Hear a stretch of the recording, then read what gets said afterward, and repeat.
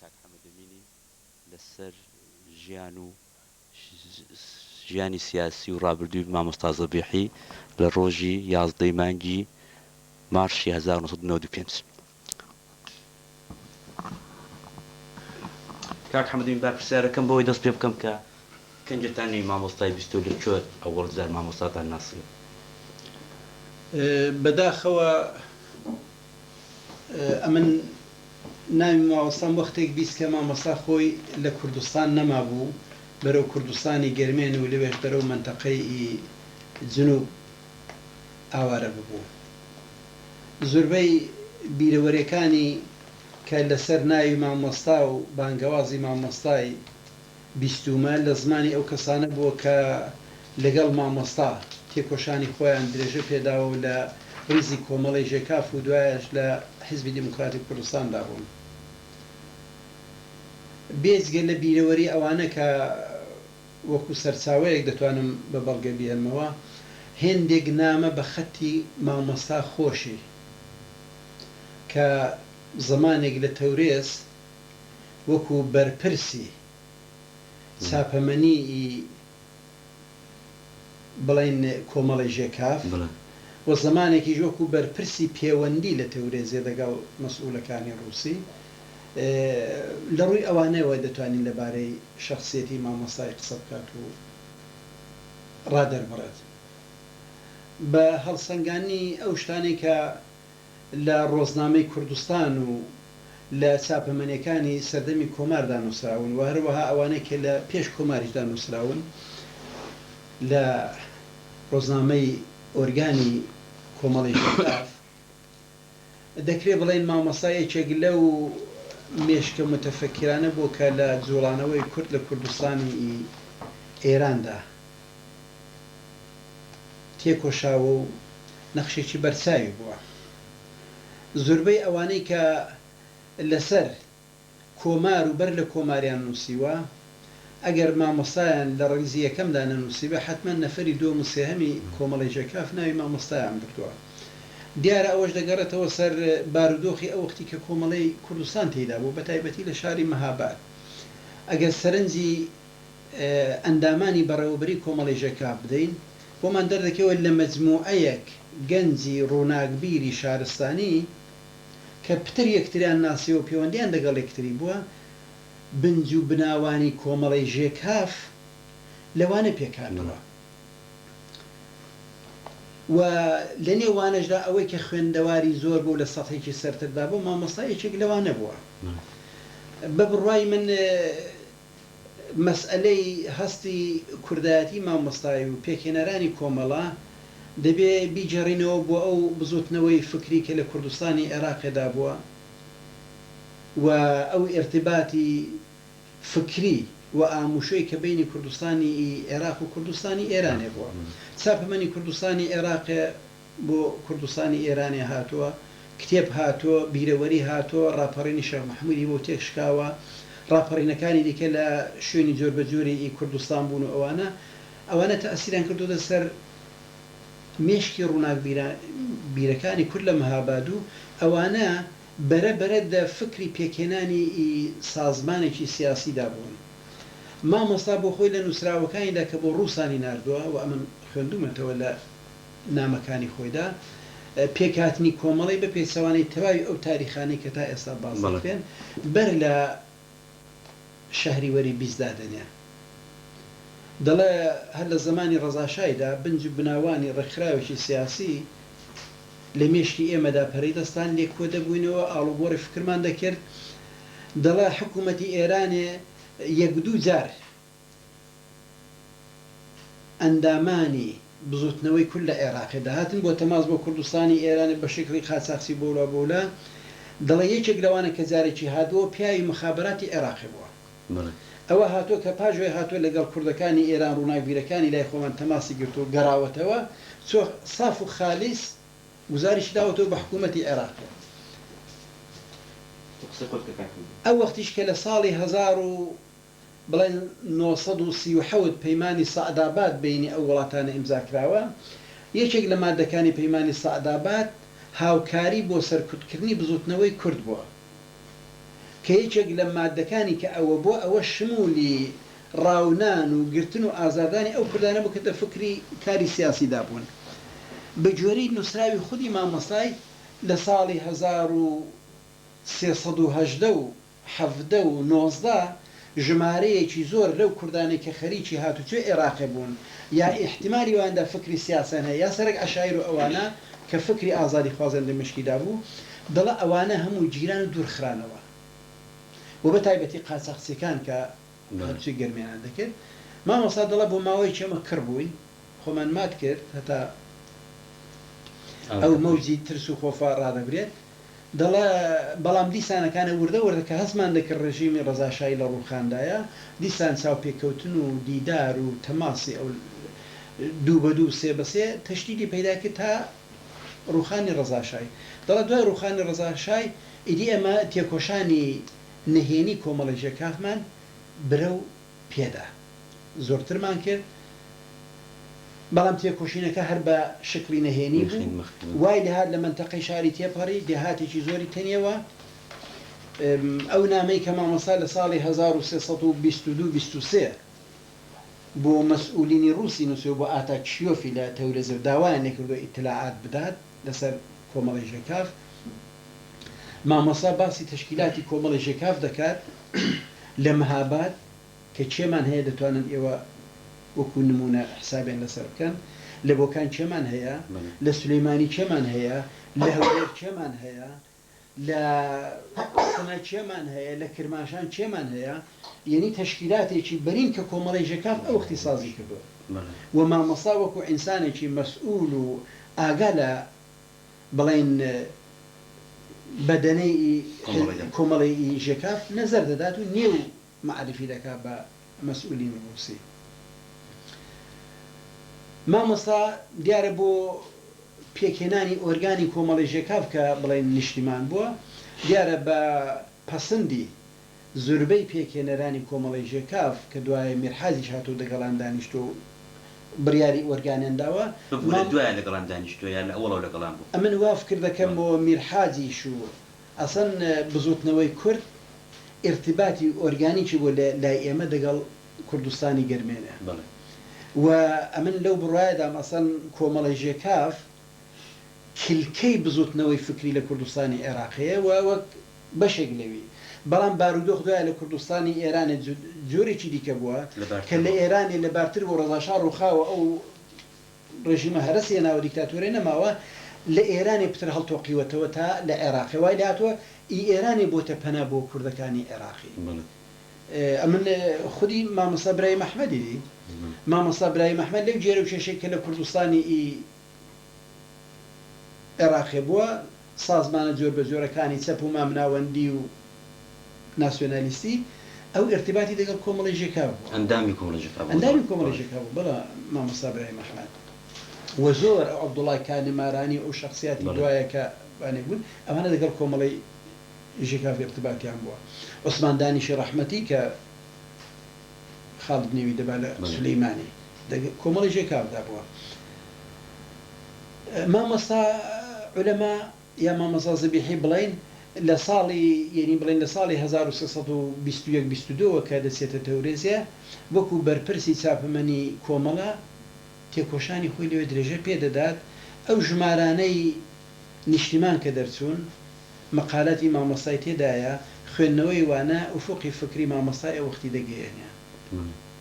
دیارە سەردەمێک بوو ئێمە هێندێک مەقالەت کە مامۆستا نووسیوێتی بە جۆرەی ئەحساساتی ئەو وەختی بە جۆرەی لێکدانەوەی خۆمان پێمان و مامۆستا بەلای ڕازدا لێداوە بەڵام گوزەشتی زەمان دەری خستۆ کە خێر مامۆستا سیاسیانەتر بەرخوردی کردوت بە تەعەسوبنەوە لەو مەسئلەیدا و ویستوێتی بەڕاستی دۆست بۆ کورد پەیداکە لە کاتێکدا کە نزیکترین ڕابطەی دەگەڵ کۆنسولگەری ڕووسی هەبوو لە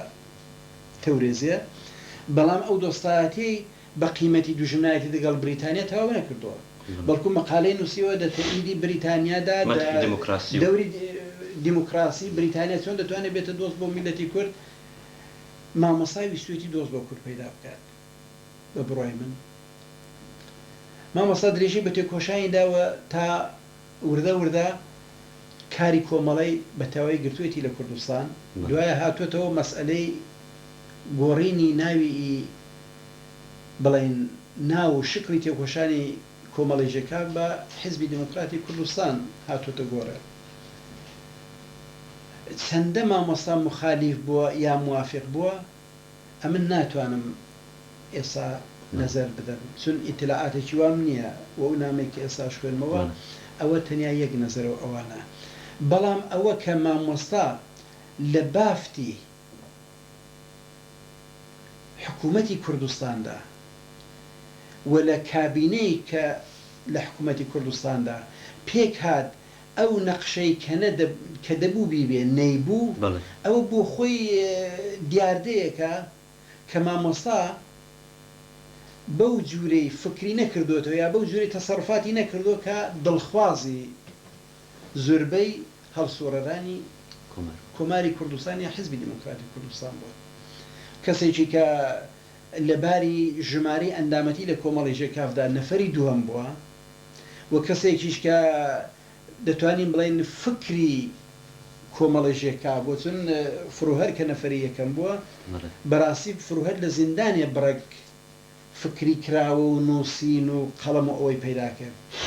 بەری مامۆستا بوو دەینووسی و نەزەری دەدا و بەولا بۆلای شتی دەنار کەسێکی ئاوە دوایە لە حیزبی دموکراتی کوردستاندا و لە حکوومەتی کوردستاندا دەورێکی بەرچاوی نەبێ و بخۆی نیشان دەدا کە ئەو ئاڵوگۆڕە دڵخوازی وێ نەبووە یالانی کەم بڵێن ئەوانەی کە ئەو ئاڵوگۆڕیان پێکێناوە ئەویان دڵخواز نەبووە بەرحاڵ مامۆستا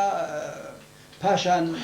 ئەوەی کە دەجێڕنەوە وەکو هەیئەتێک دەگەڵ قاسمی قادری کە ویژەیەک لە پێکێنەرانی کۆمەڵێژێکا بووە و هەروەها دەگەڵ بڵێن دڵشادی ڕەسوڵی ئەوانە بۆ کارێکی ڕێکخرایی بۆ پەیوەند دەگەڵ هێندێک کوردەکانی سەر و دەسن جا ئایا ئەو پەیوەندە ئێرتباتی دەگەڵ کۆبوونەوەی سێ سنوور بۆ یا هەرخێر بۆ دیتنی جەلالیەکان و میلانەکان و هەرچەکان و ئەو ناوە بووە لە کاتی ئەو ئەرکەدا مامۆستا دەگیرێ و بۆ ماوەیەکی لە تارانە ڕادەگیرێ کە بەردانیشی بەهۆی فشاری ئەو هێزانە بوو کە لە ئێراندا وەختی دەسەڵاتدار بوون و مامۆستا بەربوو گەڕاوە بەڵام دیسان مامۆستا ئەو ئەرکە بەرچاوی کە دەبوو هەیبێ لە کۆماری کوردستاندا نەیبوو ئەسنادی مەڕوو بە کۆماری کوردستان بڵاو بووتەوە نامەکان بڵاو بوونە دۆکومنتەکان ئێستا تا حدودێکی هەن بەڵام لەو دۆکومنتانەدا ئەو وەزنەی کە مامۆستا لە کۆمەڵیدا بووە نابینرێ لەبارەی مامۆستایدا لە بافتی حیزبی دموکراتی کوردستاندا یا لە کۆماری کوردستاندا دوای ڕوخانی کۆماری کوردستان مامۆستا لە ڕیزی ئەو کەسانەدا بوو کە ئاوارەی کوردستانی گەرمێنێ بوو و ماوەیەکی زۆر لای شێخ مەحموودی نەمر و لە ماڵی شێخ لەتیف و لەوانە مایەوە و دوایش دەگەڵ ڕەحمەتی قزەڵجی دەگەڵ کاکەژار بەرەو بەغدا ڕۆیشت کاک حەمەدی من ببوو لە هەر ئەوەی کە لە زریانی کۆماردا تۆ قەت بیستوتەیە لە جێگایەک لە باپتوانیا لە پیاوە کۆنانەی سابلاغێک کە زەبیحی لە جریانی کۆماردا دوایە کە لە زیندان داهاتوتەوە ماوەی 15 شەوێکیش زیندانی ببێتە لایەن کۆمارەوە ئەمنەوەم نەبیستووە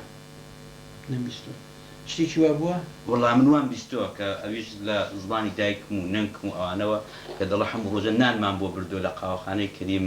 جوجوی کە زیندان بۆ ئۆدەمی کاکم بۆ ماوەی 15 شەوان زیندانی بۆ بدەم منداڵ بووی نەمان دەزانی بۆ گیراوە بەڵام 15 شەوان گیرا بوو کە مە هەموو ڕۆژە نانمان بۆ دەبر بە کوونەکەیدا بوومان تێداویشت و جارێکی داوای دەرزی و دەزووی ڕەش و مەرمەشای لێکردو کە دیار و بۆ نامەنووسین و شتی ئاوا بوو بەڵام ئەوەی کە بۆ گیراوە بۆ ئەمن لە هیچ جێگایەکی دیکەم نەبیستو بەغێرە ئەوەی کە لە زبانی خوشک و دایکی خۆیەوە دڵنیام دایک و خۆشێک وەک کەس بە تایبەتی ئەوانەی کە دەگەڵ برای خۆیان دەژین و ئەوانە دەبێت خەبەرێکی کە ئەوانە دەیدەن حەقیقەت بێت بەڵام ڕاگیرانەکەی بۆچی بووە من هەم جیرانەکەیم نەبیستووە ڕاگیرانەکەیشم نەبیستووە وەڵجارێکە لە زمان توی دەبیستم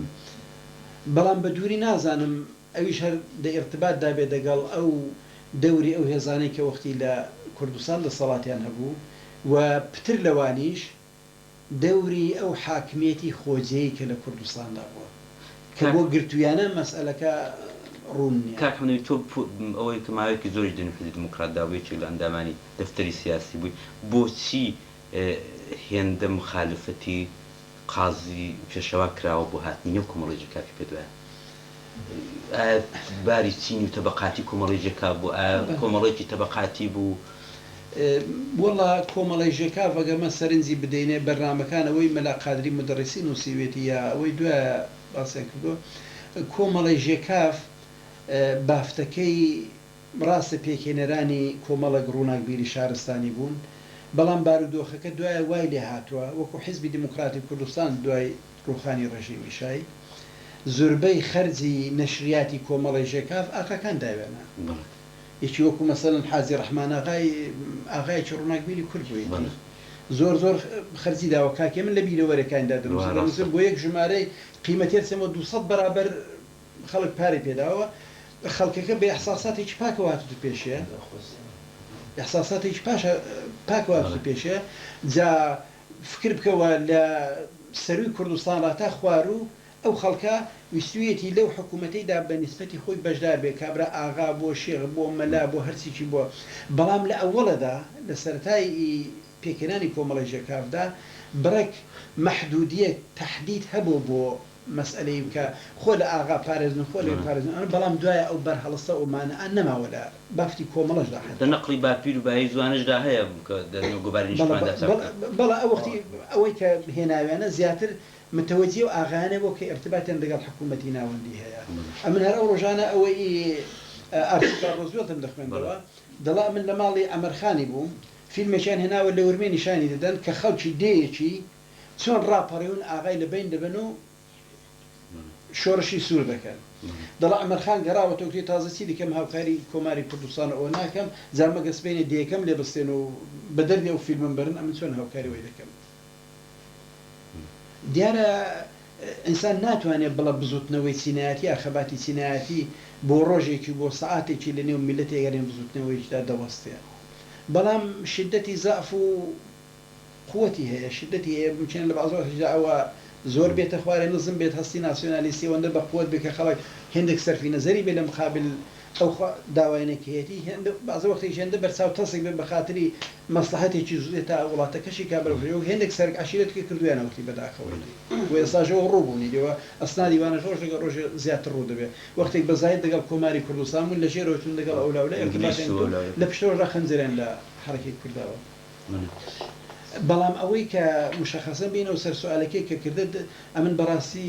ئیتلاعاتێکی وابنێ لەسەر جیرانی یا عیلەتی جیرانی هۆی کەشی دەگەڕێتەوە ئەو وەختی من منداڵێک لە سێ ئیبتیدایی بووم، ئەوەی کە دوایە بیستوێتی بەڕاستی سێ ئیبتیدایی بووم، ئەوە دوایە کە دەبیستێتی لە لای لەوی و لەوی و لەوی و لەوی ئەرێ ئەوە چێبوو ئەوە چێبوو ئەوە چێبوو باسی زەبیحی دەکەن دەڵێن دەوری هەوە باسی ئەوەی دەکەن دەوری باسی زەبیح حەیدەری دەکەن و ئەوە دوایە کە پێڵ خۆی دەکاتەوە جا مەنابعی جۆر بە جۆر هەرێکی بە جۆرەی بۆچوونی لەگدانەوەی خۆی ئیوایە ڕقی لە بۆچوونی مامەسا زەبیحە دیزە گۆزەی دنیای لە دەسەری دەشکێنێت ئیوایە خۆشی دەبێت هەتا گەشتیلاکش بێ بۆی مانەکە، بەڵام پێما وەختی و هاتو پیا و واقعبینانە بەرخورد لەگەڵ ئەو ڕووداوانە دقیقاً بۆی نسلی دوڕۆژ دەیمانە بێتەوە ڕاستەوە. باشە کاک حەمدەمی تۆ وەڵبزار لە چۆن ملاقاتت کردو؟ بەڵێ ئەوەڵجار ئەمن لە بەغدا چاوم بە مامۆستای کەوت دوکانی یۆسفی ڕزوانی مەکۆی مامۆستای بۆ ئەکسەرێ و نامە نەهێنیانەی کە بڵین ڕێکخراوی پارتی مخالیفی مەلا مستەفای لە شوێنە جۆر بە جۆرەکانی کوردستان بۆیان داهاتە دوکانی یۆسفی ڕزوانی و یۆسفی ڕزوانیش کۆی دەکردوی دە بە مامۆستای لەگەڵ مامۆستای نێوانی خۆش بوو. ساڵی چەند بووە؟ ئەوە ساڵی 1964 کێمە دەگەڵ سمایلی شەریفزادەی ڕەحمەتی ئەو سالاری حەیدەرێکی ئێستا لێرەماوە هەڵەسان چوینە بەغدایە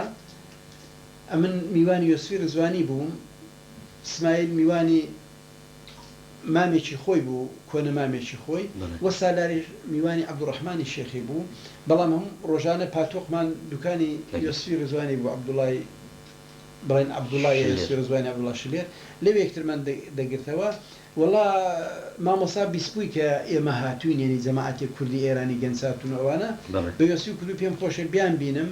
و داوەتیان کەم بەڵێ یەکی تۆڵاشتێکی وایە وانە کوتمان وەڵی زاو ئەگەر بڕێکی پێخۆش بێمە دەهێندەمان پێخۆشە بەڵێ لەو کاتەشدا کە مامۆستا ئەو پەڕی احتیاتی دەکرد کە هەم لەلایەن حکوومەتی عێراقیەوە کەشف نەبێت هەم لەلایەن بڵین پارتی سەر بە مەلا مستەفایەوە کەشف نەبێت مامۆستا زۆر دەست و دڵاوەڵە و بە جورئەتەوە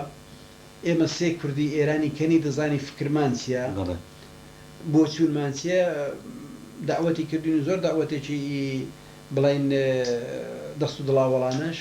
چین ماڵە نهێنێکیویمان دی لەگەڵی دانیشتین و زۆر مەشهور تەعاروفکردن ئەوانە و ڕۆژێکی خۆشمان لە لای مامۆستای بردەسەرەوە سەرەتایی ناسینی مامۆستای بوو دیار هەر وەختیش بەحسمان دەبوو لە بۆ چووندا و لە هەڵوێستا ئەوانە و نەزەری خۆمان لێکتە نەدەشاردەوە مامۆستا جوورێکی فکر دەکردەوە نسبت بە مەلا مستەفا و حەرەکێکی لە کوردستاندا هەیە ئێمە جوورێکمان فکر دەکردەوە بەحسمان بوو لەسەر ئەو مەسەلەی بەڵام بەحسەکەمان بەحسی دوو دۆست و دوو ناسیا و نەک بەحسێکی تون کە بێتەوە دۆستانە لێکمانێبین ئەوە درێژەی کێشا ئی 465 تاوای لە هەر لە ساڵی 68 69 کە مەجارێکی دیکە پاش شکانی بزوتنەوەی کورد لە کوردستانی ئێران بەنهێنی چوینەوە عێراقی ئەوانە دیسان نوێژدار و بارە چامان بە مامۆستای دەکەوتەوە ئەو وەختی جەماعەتی بڵین پارتی کۆن مەکتەبی سیاسی کۆن کە لەگەڵ حکوومەت هاوکاریان دەکرد لەگەڵ بەعسەکان بوون دەسەڵاتیان هەبوو هۆتێران هەبوو ئاموشان هەبوو مامۆستاش ئەو وەختی دەستی زۆر دەڕۆی بەرپرسی ماڵیان بوو ئەو خیشتان هەر مامۆستامان دەیتەوە قسەمان دەکرد دیسانی شەر نەزارەتی خۆمان لێکتر نەدەشاردەوە مامۆستا جوورێک بۆ چوونی هەبوو من جوورێک بۆ چوونان هەبوو بەڵام دۆستایەتی و نزیکی پتری ئێمە وەختێک دەست پێ دەکات کە ئێمە ڕادیۆیەکمان لە بەغدایە دامەزران بوو کە و ڕادیۆی هەم ئێمەی تێدا بوون و حیزبی دیموکراتی کوردستان هەم جەبهەیەک پێک هاتبوو پەناهیان پێچی هێنا بوو پاش کوژرانی بەختیاری کە ئەو جەبهەیە هەم ئازەربایجەکانی تێدا بوو ئازەربایجانەکان هەم بەلوچەکانی تێدا بوو هەم جەماعەتێک عەرەبی خڕەمشەهر و ئەهوازوانی تێدا بوو جا ئەوانە ئەوەی کە ئەهلی قەڵەم بێت ژەنەڕاڵ دکتۆر مەحموود پەناهیان کە بڵین بەڕێوەبەری ئەو جەبهەیە مامۆستای کرد بۆ مەسئولی ئەو ڕادیۆی مەسئولی نووسین و مەقالە وەرگێڕان و لە بەغدا چون مامۆستا هەم فارسیەکەی باش دەزانی هەم کوردی باش دەزانی و هەم عەرەبی باش دەزانی و مەقالاتی ئێمە بە تورکی بە مامۆستا دەکردە تورکی بە عەرەبی باید دەکردە عەرەبی بە فارسی باید دەکردە فارسی یعنی لە هەموو زمانەکاندا مامۆستا دەستی هەبوو و کاری دەکرد و نەخشی بەرچاو بوو لە ڕادیۆکەیدا دیارە لە جریانی کاری ڕادیۆشدا ئەکسەرەن بەحس و مناقەشە و بۆچوونی جۆر بە جۆر و ئیختلافی نەزەر و سەلیقە هەبوو بەڵام هەمیشە زۆر زۆر دۆستانە و زۆر زۆر برایانە و ئێمە هەمومان بە چاوێکی زۆر زۆر ڕێز و احترامەوە چاومان لە مامۆستا دەکەین لەگەڵ اختلافی بۆچوونیش علەتەکەشی هەر ئەو بڵین ناساندنەی کاک حەسەنی قزڵجی کە پێی وابوو مامۆستا عولەما دەگەڵەوەی 100% لەباری فکریەوە دەگەڵوی اختلافی فکری هەیە بەڵام لەباری ئەخلاقیەوە لەباری شخصیەتەوە بە ئینسانێکی سالمی دادەنا ڕێزی بۆ قایل بوو و هەمیشەش وەک دۆستێکی هەرە نزیکی خۆی حسابی لەسەر دەکرد کە ئەو کۆمۆنیزم بوو ئەویشان بە ناسیۆنالیزاتەنایەتی بەڵام هەمیشە ئەو احترامی بۆ قایل بووە ڕێزی دەگرتو ئەوانە ئێمە بەڕاستی بۆ خۆشمان لە جریانی کاردا بۆمان دەرکەوت کە ئەوەی کاک حەسەن دەیکوت بڕێک بە کەمیشەوەیە یعنی مامۆستا زیاتر لەوەش ئینسانێکی نەزەری خۆی دەکوت نەزەری غەڵەت یاسایی نەزەری خۆی نەدەشاردەوە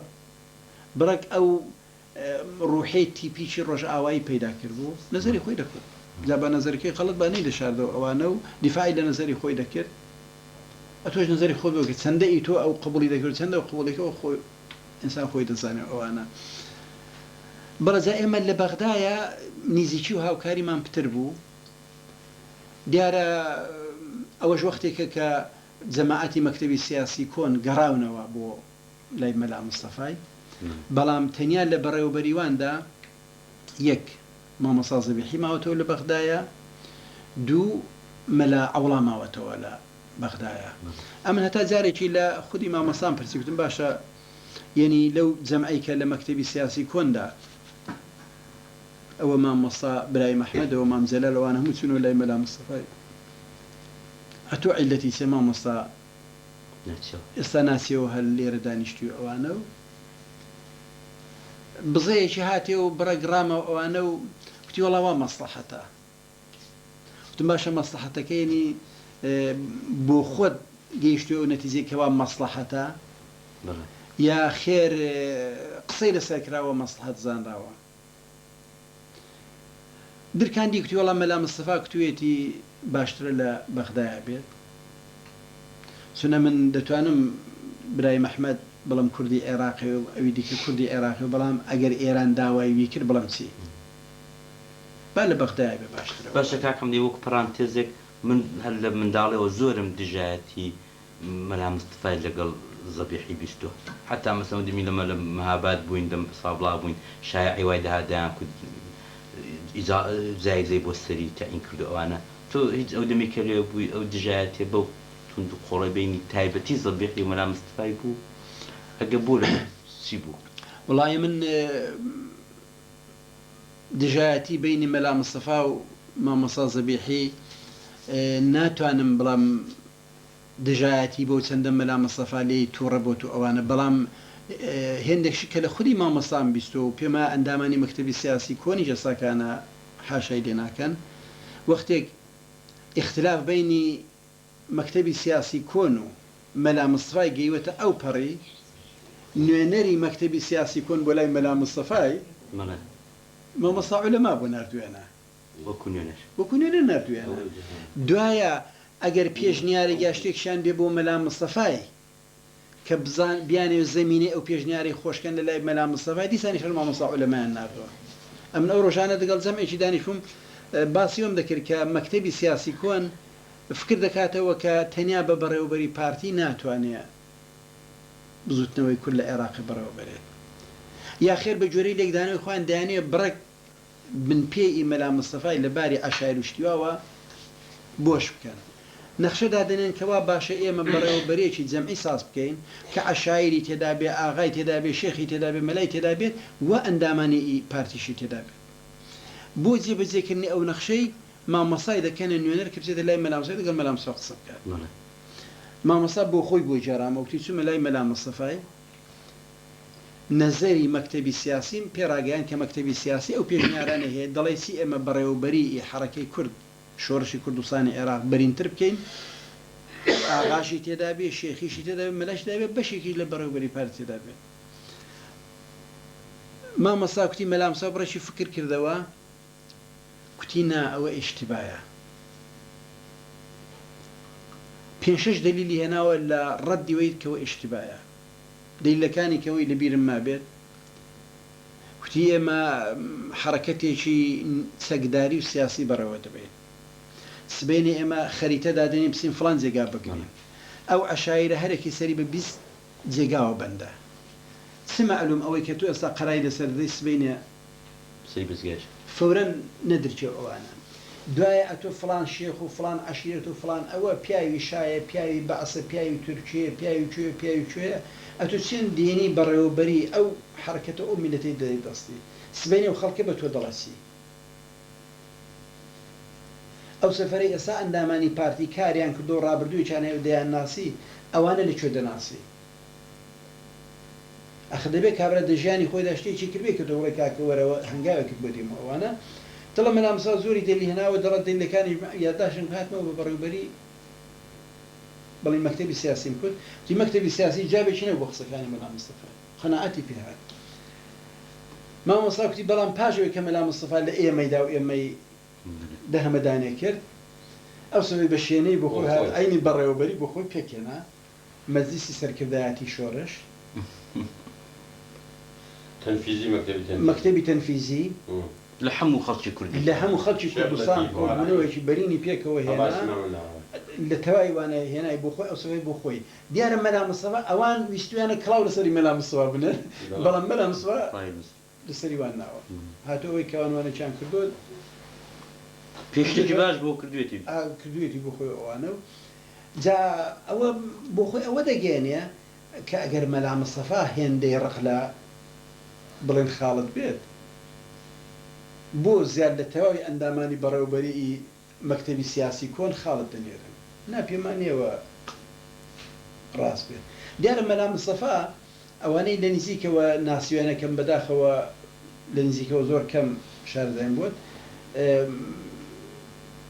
دە زۆر یەک لەو مەسئولانی ڕابردووە چاو دەمام زەراری هەڵچراو لە برای محمەدی هەڵچراو دەگەڵ تەواوی وانەیەکی بۆ دەگەڵ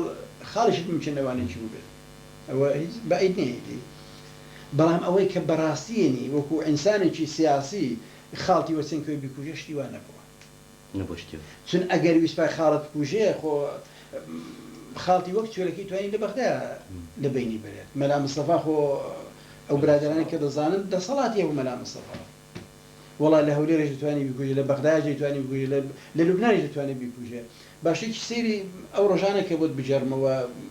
هەرچەند دەژێنەوە عەبدوڵڵا بارزانیەک بووە عەبدوڵڵا بارزانی لە کۆماری کوردستاندا بووە دوایە کە بارزانەکان گەڕاونەوە ئەو لەوە عەبدوڵڵا بارزانی ماوەی خۆی لە ئێرانێ مات کرد و دیارە بارزانی لە وەڵام نەوی خۆی ناوە عەبدوڵڵا بارزانی نازانم نییە و بیستوەوە یان نا عەبدوڵڵا بارزانی خۆی مات کردو ماوەتەوە دوایە کە فعالێتی حزب دەستی پێ کردوێتەوە دەگەڵ حیزبی تودا ئێرتباط بۆت و ئەوانە عەبدوڵڵا بارزانی لیباسی کوردی دەبەر کردووە جامانی لەسەر ناوە بە جەرگترین ئەندامی حیزبی دموکرات بۆ کاوسوراوە ساڵەکانی 27 و 28 و 29 و 30 و 31 و 32 و ئەوە هاتوچەی تارانەی کردوت و هاتوێتەوە لە ماڵی قازی محەممەدی بۆ لەولا بوو لەولای بووە عەبدوڵڵا بارزانی دوایە کە کوردتای 28 مرداد بووە عەبدوڵڵا بارزانی ماوەیەکی نهێنی بووە و مەلا مستەفاژەوە لە رووسیەیە مەلا مستەفا هاتووە چۆتە رووسیە پاشان مەلا مستەفا کە گەڕاوەتەوە شکایەتیان کردو لە مەلا مستەفا کتویانە کابراوەنی عەبدوڵڵا بارزانی زۆر لە ئەندامانی حیزبی توودەی لە ساڵی 1333 و 34 لەو داوە دە ئیختیاری ڕوکنی دویناون ئەوە حیزبی توودە شکایەتی لە مەلا مستەفا کە مەلا مستەفا لە رووسی ڕاگەڕاوەتەوە عێراقە شکایەتیان لێ کردووە مەلا مستەفا کوتوێتی تەعقیبی دەکەم کابرا چۆن نەزانیوێتەوە عەبدوڵڵا بارزانی ڕاکردووە چۆتە سووریە چۆتە سووریە مەلا مستەفا ئەو وەختی کە زمانی قاسمی پیاوی بەداینەوە لە سووریە عەبدوڵڵا بارزانی کوشتووە وە خەبەرەکەشی داوەتەوە بە حیزبی توودە کە بابە ئەو ئینسانێک کە ئەو زەربەی لە ئێوە داوە لە سووریە لە فڕانسێکای کوژرا عەبدوڵڵا بارزانی کوشتووە جا لێرە یعنی ئەگەر مەلا مستەفا ئەو عەداوەتەی دەگەڵ خاڵەتە بێایەکی دیکە بێت مەلا مستەفا ئیمکاناتی زۆر بوو ئیمکاناتی دە خودی حکوومەتی عێراقدا هەبوو ئەوە دەیتوانی و کاری بکات و ئەوە ڕاست نییە بەڵام مەلا مستەفا پێی خۆش نەبوو وەک بۆم باس کردی خاڵت وەکو کوردێکی ئێرانی دیارە ئەوەی کاکە ژاردەی کرد خاڵت نەیدەکرد خاڵت زۆر لەسەر پێی خۆی بلوبارەیەوە کاکە ژار شعری دادەنا و بەگاڵتەوە بۆ بەڵام خاڵت ئەهلی وشانە نەبوو پیاوێکی زۆر جددی بوو لەو بوارەیدا ئەوانەدا وە خۆی ڕاگرت بوو لە کوردستانی عێراق وەزنی هەبوو زۆر چ لە مەکتەبی سیاسی کۆندا کە ئەندامی سەرکردایەتی بووە و تا ئەوانی تێکۆشانیان هەبوو هەمیشە بە ئینسانێکی وەفادار و بە ئینسانێکی دڵسۆزی خۆیان دانا و ئێستاش پێم وایە هەر احترامی بۆ قایلن ئەوە لەو بوارەیدا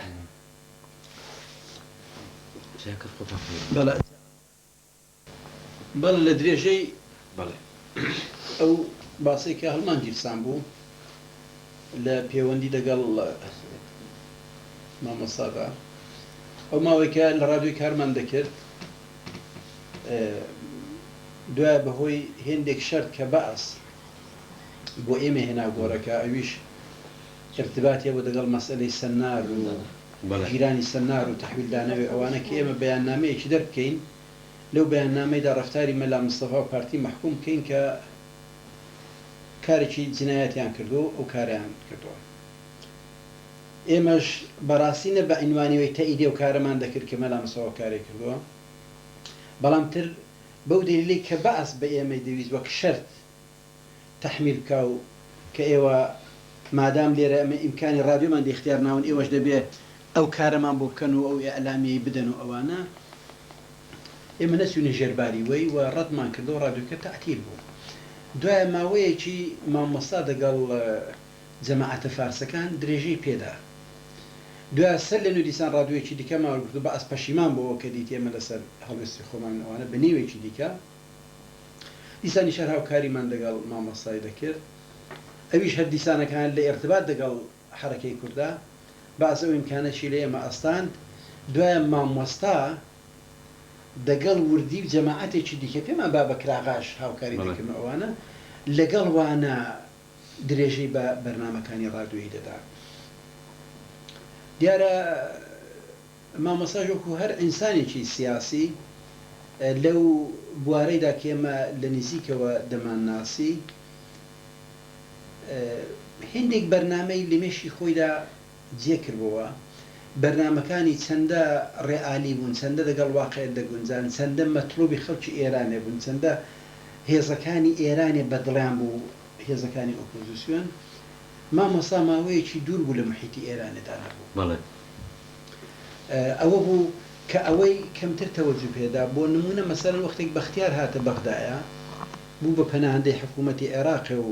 ئیمکاناتێکی زۆر زۆر زیادیان دە اختیارنا.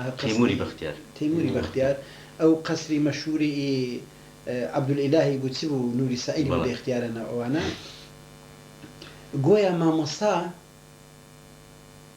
هەر بۆ تۆڵە ئەستانەوە لە ڕێژیمی شا و لە ڕێژیمی ئێرانێ ماوەیەکی هاوکاری دەگەڵ تەیموری بەختیار کردووە. هەر لە ئیدامەی ئەو ئێرتباتەشدا دوایە کە پەناهیان هات دەیانکوت حکوومەتی عێراقە لە ژەنەرال خۆشی دێت، حزبی دیموکرات ژەنەراڵی تێدانێت، یەک دوو ژەنەرال ئیجارە بکەن هەتا ئیمکاناتی ئەوە زۆرتر بێت. ئەو ئیمکاناتی کە مەسەلەن بە تەیموری بەختیاران دەدا سەدیەکی وەی 500ی ویان نەدا بە حزبی دیموکراتی کوردستان. دوایە کە پەناهیانی هات هەر عینی وەزن بوو، چون پەناهیان ژەنەرال دکتۆر محمودی پەناهیان و لە ڕووسیا ڕاهات و خۆی بەقەرا لە دیواری کێوژنەکەی لە خۆی زلتر و پیانە بەدوسپێنی ئێرانە قوت دەدا. ئەوانە هاتن لەو خەڵکە بەدبەخت و لێ قەوماوەی کە لە کوردستانی عێراقە ئاوارە بوون و لێ قەوما بوون و برسی بوون وەکو دەستە چیلە بۆ حرەکە لە ئێراندا ویستیان کە لە گۆر بگرن.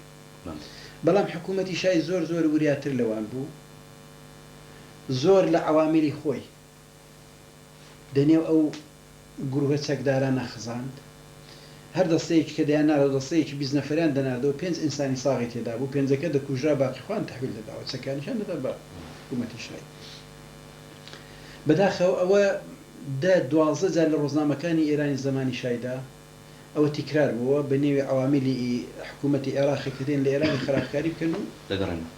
توش نەبوون، نەخێر نەدەگەڕانە دەکوژران. مامۆستا دەگەڵ ئەو محەممەدی شاپەسەندی وەکو کوردێکی کە زمانی خەڵکە کوردەکەیان دەزانی و ڕۆحیە و فەرهەنگی کوردەکەیان دەزانی کەرچیان لێ وەردەگیرا بۆ ئەو بەرنامانەی کە غەیری بەدبەختی و فەوتانی عدەیەکی بێخەبەر لە هەمولایەکی نەتیجەیەکی نەبوو کەرچیان لێ وەرگیرا. ئەوە تا حدودێکی زەربەی لە ئیعتیبار و وەزنی مامۆستایدا. دیارەوە کاتێک بوو کە مام جەلال و برای مەحمەد و ئەوانە دانیش بوون لە کوردستان دەگەڵ مەلا مستەفای بوون، ئەویش لە بەغدایە بوو، ئەوە بە تەشخیصی خۆی و بە فشاری حکوومەتی عێراقی بوو. مامۆستا ماوەیەک دەگەڵ ئەو خەتەیدا ڕۆژی بەنێوی ئۆپۆزیسیۆنی ئێرانی ئۆپۆزیسیۆنێکی کەمە ئاگامان لێ بوو غەیری بەڵێن ئەو جەماعەتی حتا حیزبی تودەش ڕەدی دەکردنەوە، پەناهیان و مرادی ڕزماوەر و ئەوانە کەسی دیکەیان دەگەڵنەوە، جەبهەی میلی ڕەدی دەکردنەوە، مجاهیدین ڕەدی دەکردنەوە، هەموو شتێک ڕەدی دەکردنەوە. بەڵام لەو نێوەیدا مامۆستا و بەتەبەعی مامۆستاش کاک محەممەدی شاپەسەندی هاوکاری ئەوانەیان دەکرد. ئەوە دەزانی ڕۆژنامەیەکیان دەردەکرد، ڕۆژنامەکە بە شعرێکی فەڕوخی یەزدی بوو کە دەبێ ئینقلاب بکەی بە شەمشیر وڵاتی ڕزگارکەی. ئەوە جەبهەی ڕزگاری خوازی سەراسەری ئێرانێ. کە لە کورد پێک دێ و بەلووس پێک دێ و چی پێک دێ و چی پێک دێ دیارە ئەحمەد تۆفیقیش ماوەیەکی دەوداوای کەوت بەڵام هەر ژمارەیەک دوو ژمارە دوای ئەحمەد توفیق وازی لێ هێنا ئەو وەختی کە لە بەغدای پەناهەن دەبوو ئەحمەد وازی لێ هێنان بەڵام مامۆستا ماوەیەکی زۆر دەگەڕان بوو ئیسفادەیان لە شارەزای و زمان زانی وی دەکرد چەکداریان هەبووی دی چەکدارەکانش ئەکسەری دی بەڵە لە نەواری مەرزی زۆران هەبوو دوای ئاخری حکوومەت کەلیتی هیچ لەوەیشی نابێتەوە ژمارەیەکی زۆری لەوانە هێنا لە دەوری بەری بەغدا و لەوانە نیشتەجێ کرد ئەوانی ڕابطیشان لەگەڵ جەماعەتی ئینقلابی حیزب توده نەبووە خەت جەماعەتی ئینقلابی نەخێت جەماعەتی ئینقلابی حیزبی تودەش مخالیفی ئەو سیاسەتی بوون ئەوان پتر دەگەڵ نەوشیروان و دەگەڵ ئەو جەماعەتی کە دوایە ئەو بانێکیان لێ پێکات ڕانسەران ئەوان دەگەڵوانە ارتباتیان بوو دوای وەش بە بڕای من رابطەی ئێمە دەگەڵ مامۆستای دیارە مامۆستا من بە عیلەتی وەی کە هەر لە قەدیمەوە مامۆستای دەناسی و دۆستایەتیان هەبوو حتا لە خودی ئەو بیرەوەریەکانیشدا کاکێ من باز دەکا کە بە کۆمەڵی ئەو یعنی مامۆستا عولەما ئەوی بە کۆمەڵە ناساند و وانێکی بووە شاهیدی بۆ بەڵوانێکی بووە هەژاریش خۆ زۆر جار بێ هەژاریش ئەوانەش هەموو خۆیان بە شاگیری دەزانی بە دۆستی نزیکی ئەوانە دوای ئەو جریاناتەی ئێمە کە لە بەغدایە بووین تەبیعی بەڕێوەبەری حیزبی دیموکراتی کوردستان چاو لێ بکەی دکتۆر قاسم لو سکرتێری حیزب بوو کاکەریمی حسامی خۆی بە دەبیری دووەم دەزانی کە قەت دەبیری دووەم لە بەرنامەی حیزبدانەوە بەڵام واقعەوەی مەسئولی دووەم بوو ئەگەر زۆر جار لە مەسئولی ئەوەڵش پدروانێک نەبێت دمینە هێناوە پێشە مەسئولی دووەمی حیزب بوو ئێمە زۆر جار کە باسی مامۆسای دەهاتە گۆڕێ و قسە دەکرا نەزەراتی زۆر بە زۆر هەبوو لە نسبەت بە مامۆستا دینە حیزبدا حتا ئێمە جارێکی مەسەلەی هاتە گۆڕە کە بابە لەو ئەندامانەی پێشووی حیزب کە ڕۆژێک لە ڕۆژگارێک دەبێت حیزب بوون و ئێستاکانە بە هەر عیلەتێک لەو دانیشتون ئەمە لیان بجێڕینەوە و هاوکاریان بکەین و ئەوانە حتا خودی ئەحمەد تۆفیقیش کە لێمان جێڕاوە دەگەڵی دانیشتن دیارە ڕەدی کردەوە ئەحمەد تۆفیق مامۆستایشێک لەوانە بوو کتمانەویش کردەوە هەتا کاکەژاریش ئالیان بجێڕنەوە ئەوانە دیارە کاکەژار وا خۆی بە ماڵی مەلا مستەفای ئەوانەی کردبوو کە بە هیچ جوورێک لەوان نەدەترازا بۆ مامۆستا عولەمای کە باسمان کرد بەداخەوە مخالفەتێکی تون کرا مخالفەتەکەش پتر لە لای دکتوریەوە بوو لە لای کاکەریمەوە بۆ مەسەلەی وانە ئەویش هەردەگەڕاوە سەر ئەو بڵین ڕسوباتی فکری کە مامۆستا کتێبێکی وای نووسیوە و کۆسمۆپۆلیتی و دوایە دژی ئیت چەپەکان بۆت و جەماعەتی مەکتەبی سیاسی کۆن دژی چەپەکان بوون و ئەوانە ئەوە دەبوو بە کۆسب کەنەک هەر بۆ مەسەلەی وەرگیران لە حیزبدا حتا لە ڕابطەشدا بەڵام ئێمە سەر ڕاوی لە بەڕێوەبەری حیزبدا بووین پەیوەندی دۆستانەمان دەگەڵ مامۆستای نەدەپسان زۆر احترام بۆ قایل بوون بە ڕابردووی بە تێکۆشانی بۆی کە ئەو عمرەی ئەو کابرای لە ئاوارەیدا سەری بۆ ڕژیمی شای شۆڕ نەکردوتەوە هەر دانیشتو درێژە بە شکلی کاری خۆی جا چەندە شکلەکەی دروست و چەندە نادروستە درێژە بە وانەکەیدا سەری شۆڕ نەکردوتەوە کابرایە کابرایە گوژیانی ویش تۆ فکر بکەیەوە هەژار جارێکی قسەیەکی دەکرد دەیکوت کە پێ فکر دەکاتەوە ژیانی ئەولا ئەو بەسەرهات و بەدبەختی کێیەتی بەڵام وەختێک دێنێ بەراورد دەکات لەگەڵ ئەو کەسانێک کە بەجێ هێشتون کابرا حاجەیەکی تەنگەز لە ممکنە 10 میلیۆنی هەبێت بەڵام کەساو لە مێشکی دەکەی بای توورێکی تێدانە خانووی جوانی دروست کردوت و ژیانی باشەیە بەڵام مێشکەکەی بەتاڵە مامۆستاش لەو کەسانە بوو کە بەڕاستی زۆر دەروێشانە دەژیان زۆر عارفانە دەژیان سەرمای مامۆستای کتێبەکان و یادداشتەکانی بوو و ئەوەش لە خۆڕایی نەبوو مەکتەبی سیاسی کۆن لە هەموو کەس پتر ئیتمینانی ماڵیان بە مامۆستای دەکرد مەسئولیەتی ماڵی خوشکی نەبوو برای نەبوو کەسی نەبوو لێ بیداتەوە شتی لێوەلا بنێت وەک ئێستا دەیکەن مەسئولەکان بەداخەوە ئەوە بوو لەباری ئەتیمادە و جێگای ئەتیماد بوو لەبارەی مامۆستا لە نوێ ئێمەشدا حتا دوای وەی کە ئینقلابی بوو کە مامۆستا هاتەوە ئێمە باسمان کوتمان باشەوە مامۆستا هاتوتەوە ئەوانە دیسان عینی ئەو ڕسوباتی کۆن قەیدەناکە هاتوتەوە خۆی بۆ نایە بۆ دەفتەری حیزب بەڵێ بۆ نایە بۆ دەفتەری حیزب بەڵام دەڵێ سی حیزب مەچینە نەیدی هەر کەسە جوورێک فکر دەکاتەوەیدی ئەگەر هیچێک پێی ناخۆشە بچێ مامۆستای بینەیە پێی کەسریشانە بچێ مامۆستای بینێ وەڵا من شخصا لەوانە بم نەک پێم کەسریشان نەبوو زۆرشم پێ خۆش بوو چوم و دیتیشم زۆر لە ئامێزم گوت و خۆشم و زۆریش لە برا و خزم و کەس و کار ئەوانە باشە کاک حەمدەمید لە جەریانی 46 47 دا کاک سلەیمان و کاک اسماعیل ئەوانە تێدا چوونەوانە ئەو لە عێراقێ بۆ نیە بەڵێ تا ئەندازێکی زۆری دەسەڵات و مەکتەبی سیاسی پارتی بوو هیچ رابطەیەک هیچ شتێک نەبوو لە جەریانی 46 47 کاکە ئێمە جەریانی 46 47 من و سلەیمانی ڕەحمەتی ئێمە چین بۆ ئێرتباط دەگەڵ حیزبی شووی عێراق دەگەڵ حیزبی توودا و ئەگەر بکرێت دەگەڵ میسر و دەگەڵوانە ئێمە قراری کەدا بوون بە هیچ جور خۆ لە جەماعەتی مەکتەبی سیاسی کۆن نەدەین بۆی حساسیەتی پارتی تحریک نەکەین و خۆ لە حکوومەتی عێراقیش نەدەین چونە تۆ دەگەڵ حکوومەتی عێراقی ئەو ڕێگای لێ دەبڕێنێ ئێمە هەر لەسەر ئەو قرارەی من و سلەیمانی ڕەحمەتی لەگەڵ ئەو پەڕی احتیاج بووین و جەماعەتی دیکەش بیستبوویان چون کە ئێمە چوو بووین حەسۆوانە دەهۆڵە چاڵەگەر بکەوانە لە لای جلە و بلان وانوانێ کرد بۆ حەسۆ نامەیەکی نووسی بۆ سلەیمانی دەزانم ئێستا لە ئامێزی جلە و بلەدای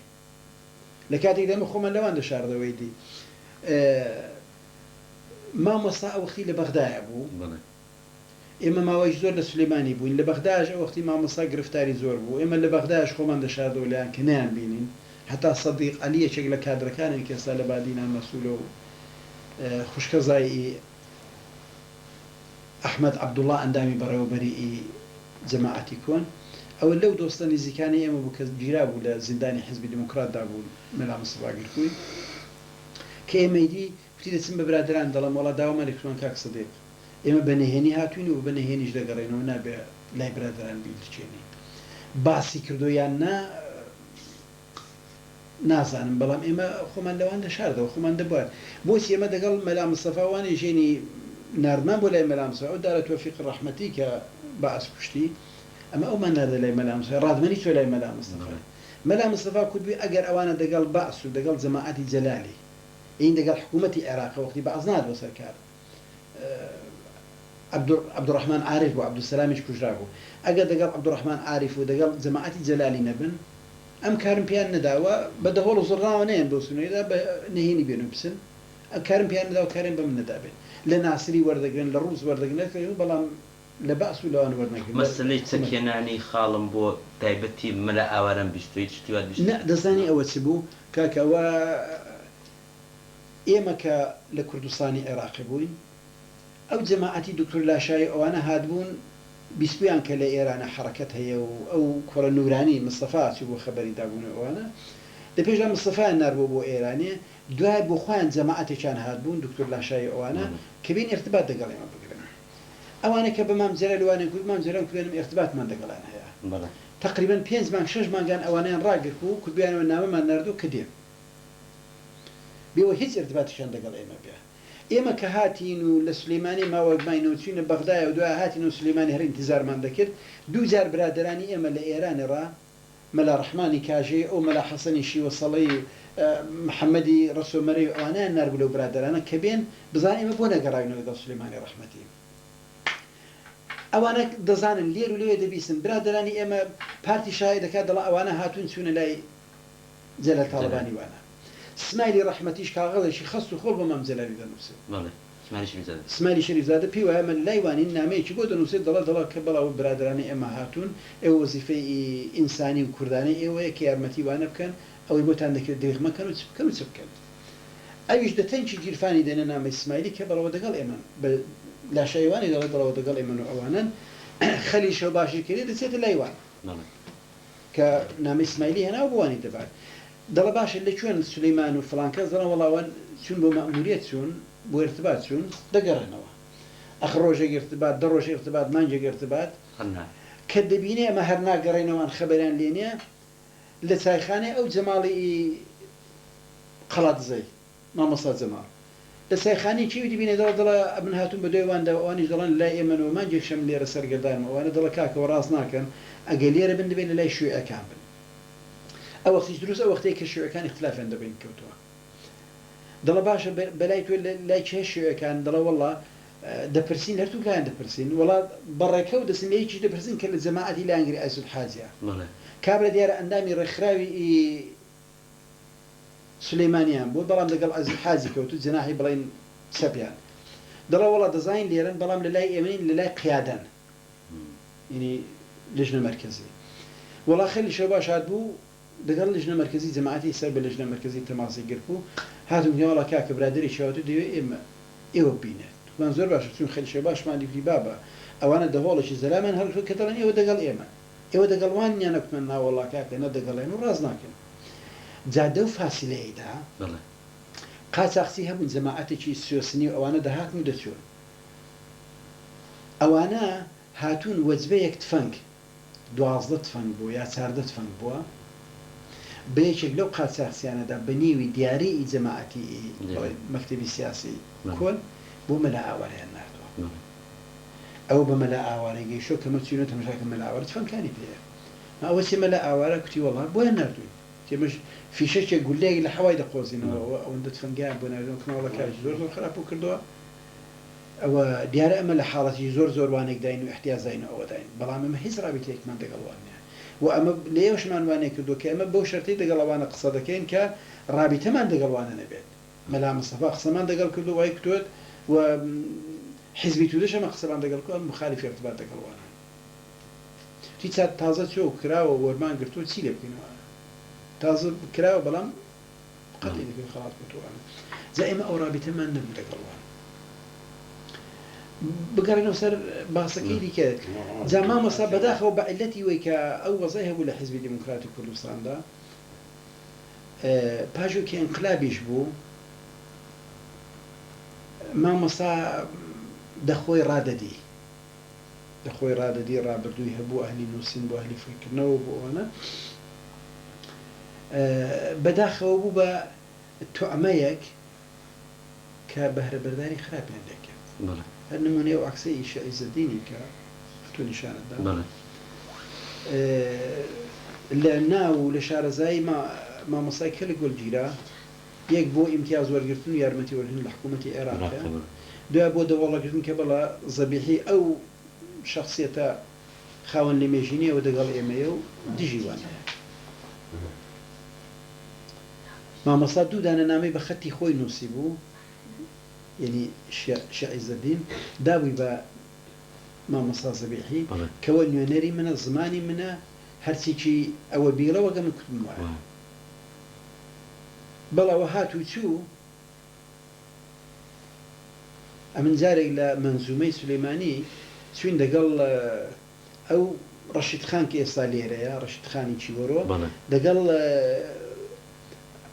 قاقی کاک محەممەدی کەریمی قاقا ئەوە حولی وەمان دەدا کە ئەمە ئەوانە بگەڕینەوە بۆ ئێرانە بەژن و منداڵە بۆ هاتوونە عێراقە دەیانکوت بەبێ وەرەقەی مەنزومە ڕێگا نادرێ ئەوانە بگەڕێنەوە چین وڵات تەماشاکەین لەبەر دەرگای مەنزومە کابراەک بە جێبەوە ڕاوەستاوە حاجی دەروێشمان دەگەڵ بۆ حاجی دەروێشی بانەیی حاجی دەروێش وەڵام ئەو جێبەی دەناسمەوە و جەماعەتی شێخ عوسمان و ئەوانە کابرای ئیوانێکیش مەأمور کە زەنگل لێرداییەوە ماڵەکەی مەنزومە وەکو ماڵی مەعمولی وابوو هیچ حرەس وشتیا لەبەر دەرگا نەبوو زەنگل لێدا کابرا داهاتە ژووری حرەسەکە دەهات چ دەوێت ئەوانە دوچوە ژوورەوە وتمان کارمان هەیە لێرە وەرەقە بوانەوەی کتێوڵا وەختێشکەوەنەوە نیو سعاتێکە سعاتێکی بیکە کومان ناڕۆین بزانین ئەوانەی لەوێن چێ چون ڕانندەکەی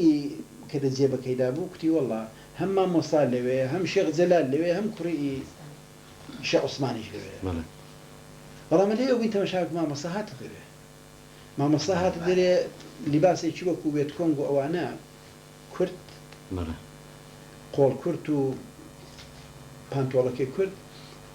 مامۆستاوەچیەوە با لەخۆ کردەوەوانە زۆر تووڕە بوو مامۆستا کوتی کاکە هەرچیکی دەگەڵوانە بڕوا بە قسەیوانە بکە هەرچیکی خۆ بە قسەیوانەدا ئاور بابێت ئەسەن زایە دەبێت منزوری بەعز بوو کێوانە درۆ دەکەن ڕاست ناکەن دەیانەوێت ئێمە بەخۆرامە بۆ هەدەفی خۆیان ئەمن واز لەوانە دێنن ئەمیش پێکەین مامۆستا خۆ تۆ لەبیر بە من لەمێژە بەحسی وا دەکەیت ئەوانە دەیانێت پردی پشتەوە ئێمە بڕوخێن دوای کەلکی خوان معاملەی خۆیان بکەنیدی هی نایدێ من تازە دەسمەوە بەغدایە دادنیشم لەسەر کارەکەی خۆ ئەمن هاوکاری وانە ناکەم بەداخەوە ئەوەی کەلیر و لێوێ بیسرا و ئەوانە لە بەغداژ وەختیم لە مەهاباد بووم بیستووە مامۆساکە ئێمە ئەلامی مۆزوع ئەمان کردو جودا دەبینەوە ئەوانە تەلەفۆنێکی یەک دوو جار تەلەفۆنی کرد دەیکرد حکوومەتی جمهوری ئیسلامی دەبێ بە مەست لە مقابل درێژێوانە بەڕاوەستن گوتم مامۆستا ئەتۆ دووری لێرە نی ئەگەر لە بیری بێ قسەکانی کە کردمان پیاو ناوێت بە ئومێدی بەعس خۆی دە ئاور باوێت ئەوانە دۆستی ئێمە نین ئەتۆ چ دەکەی مامۆستا گوتی وەڵای ئێستاوە ئەگەر سەرمێزەکەم ببینی پڕپڕە هەموو کتێبەکانم داناوە خەریکی قاموسەکەم تم جا باشە مامۆستا ئایا ئەو مێزەی بینی لە مەهابادی دابنێ یا لە شوێنشکی دابنێ لێرە کەس مخالفت دەبێ یان نا ئەگە تۆ کاری سیاست نەکە یار خەریکی نووسین و فەرەنگدانان بی چێ کاری بەکاری تۆ داوە کوتی حوسەلەی ئەو مەلایەنەم نییە لێرە دەمێنمەوە خەریکی فەرەنگەم دەبم بەداخەوە ئاخر تەلەفۆنی کە لەگەڵ مامۆستام کردەوە بۆ دوای لە پاش دوو مانگان ئاگادار بووم کە کوتیان بێسەر و شوێن چت بیستۆ کاک حەمەدین بۆ خۆت لەولار و لەر وەڵڵاهی کاکە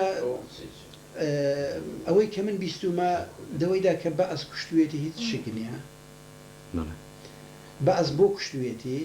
خۆ مامۆستا عولەما ئەوەڵ نەفەر نییە و ئاخر نەفەریش نابێت کە بەعس دەیگیر و دەیکوژێت ئەو هەموو دەستگاکانی بڵێن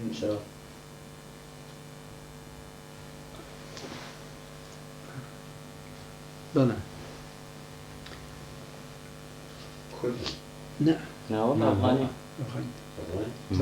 ئەو هەموو دەستگاکانی کە لە وەرگر لە هێزی ئەو میلەتانەوا دەکەن تا ئەو ڕۆژەی کارێن بە تۆ ئیسفادە لێ دەکەن و ڕۆژی کارێن پێت دەما فرەت دەدەن ئەمن واف کردەکەمەوە بەعس یارمەتێکی زۆری لە کاناڵی مامۆستای ڕاکردەوە بە شەعیزەدین و شێخ جەلال و ئەمسال ڕاستەوە ئەوە هیچ شتم تێدا نییە حامید بەگوو دەوەشدا کە بەشێک لەو یارمەتی گەیوەتە دەستی هێزەکانی مامجەلال و ئەوەی دەوەشدا شکم نییە دەوەشدا کە دەنێو جەماعەتی مامجەلالی دائی وا زۆر بووە خەبەری داوەتەوە لە ڕابطەی مامۆستای دەگەڵ مامجەلالی دەوەشدا شکم نییە ئەمن پێمە لە بینچوونی مامۆستای دەڕابطە دەگەڵەوەیدا بووە یعنی بەعسێکی ئەو برادرانی مەماوەنی دی بەعسێکی منی لە سولەیمانی لە ئەمندا دەکوێمە ئەسلحە دەدەین بۆ مخالفەتی جەمهوری ئیسلامی ئەوە دەدەن بە حیزبی شیوعی و دوژمنی ئێمن کە هیچ دەلیلێکی بەدەستەوە نەبوو کە ئەو برادران دەزان بەس ئێمە چۆن بوو ئێمە گەر ئەسلحەشمان دەبێت ئەسلحەی پادەگانێ بۆ مەلاوس و لێرەی ئێمە ئەسلحەی بەعسمان پێ نەبووی دی وەختی بەڵام منیان محاکەمە دەکرد کە تۆ ئەسلحەت داوە بۆوانێکی ئێستا کابرای شیوعی دێنین کە ئەسلحە داوەتێ بۆی کە بێ ئێمە کاک حەمەدین بە دەقیقی لە بیرم نییە بەڵام وەک بزانم پێش کۆنگرەی چواری حیزبی دموکرات بوو ینی دوای وێ بوو کە بۆ موقیفتان گرت ئێمە دوای کۆنگرێ بوو دوای کۆنگرە موقیفتان گرت بەڵام دەو سەردەمەیدا کە مەهاباد بەدەست پێشمەرگەوە بوو کوردستانی ئازاد بوو ئەم بۆ خۆم لەوێ بووم لە بیرمە خاڵم لە مەریوانە لە عێراق ڕادەهاتەوە گیرە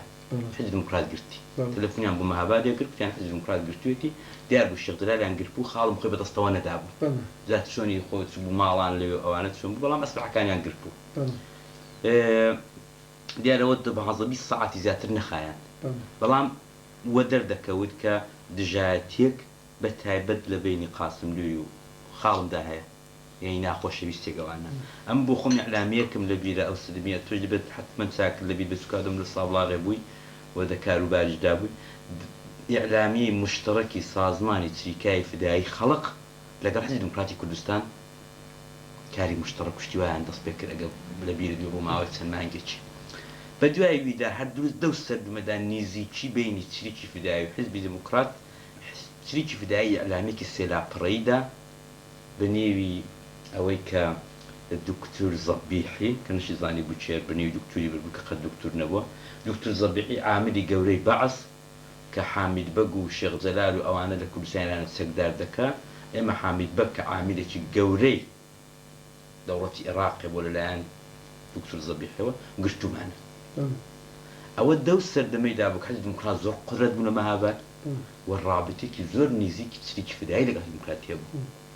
تۆ ئەوەی چۆن دەبینی من تا ئەو جێگای کە لە حزبی دیموکراتدا بووم تا کۆنگرەی چواریش تا